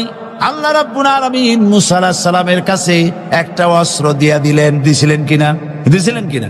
আল্লাহ পাক হযরত মুসা কে বলেছেন, ওয়া মা তিলকা বিয়ামিনিকা ইয়া মুসা, মুসা রে তোমার হাতে ওটা কি? মুসা আলাইহিস সালাম বললেন, এটা লাঠি। আল্লাহ পাক বললেন, ফেলে দাও লাঠি। লাঠি ফালায় দিলেন। কি হয়ে গেল? হিয়া হাইয়াতুন তাসআ, লাঠি হয়ে গেল। এখন লাঠি পড়ে সাপ হয়ে গেল। সাপ দেখে নবী, ওলি হোক, সাহাবী হোক আর আলেম হোক, সাপ দেখলে ভয় করে না মানুষের? মুসা আলাইহিস সালাম ভয় পেয়েছে। আল্লাহ রাব্বুল আলামিন হযরত মুসাকে শোনায় দিলেন, খুযহা ওয়া লা তাখাফ সানুঈদুহা সিরাতাহাল উলা, লা তাখাফ, ভয় পেও না। আল্লাহ বলছেন ধরো, ভয় পেও না। ধরার সঙ্গে সঙ্গে স্বাভাবিক অবস্থায় ফিরে আসবে, আবার লাঠি হয়ে যাবে। এখন আল্লাহ বলছেন ধরো। মুসা আলাইহিস সালাম কি ভয় পাওয়া উচিত হবে? উচিত হবে। মুসা আলাইহিস সালাম কি ভয় পাইছিলেন? কারণ হচ্ছে এই দুশমনের শক্তিটা খুব বড়ই দেখা যায়, মনে হয় যেন অনেক বড় কি জানি কি। আল্লাহ পাক বলছেন, ইন্না কাইদাশ শায়তানে কানা দাঈফা, শয়তানের চক্রান্ত যতই তুমি মনে করো অনেক ষড়যন্ত্রের জাল বিস্তার হয়ে আছে, আল্লাহ কয় কিছুই না, দাঈফা, অত্যন্ত দুর্বল। আল্লাহ পাক বললেন ধরো। মুসা আলাইহিস সালাম সাপ ধরলেন, সঙ্গে সঙ্গে লাঠি হয়ে গেল। ফিরআউন বরদাস্ত করলো না, রাষ্ট্র শক্তির পক্ষ থেকে আক্রমণ শুরু হলো। অপরাধ কি? মুসা আলাইহিস সালামের অপরাধ কি অপরাধ? মাশাআল্লাহ, বুঝতে পেরেছেন। অপরাধ হচ্ছে তিনি বলেছেন লা ইলাহা, জোরে বলেন লা ইলাহা ইল্লাল্লাহ।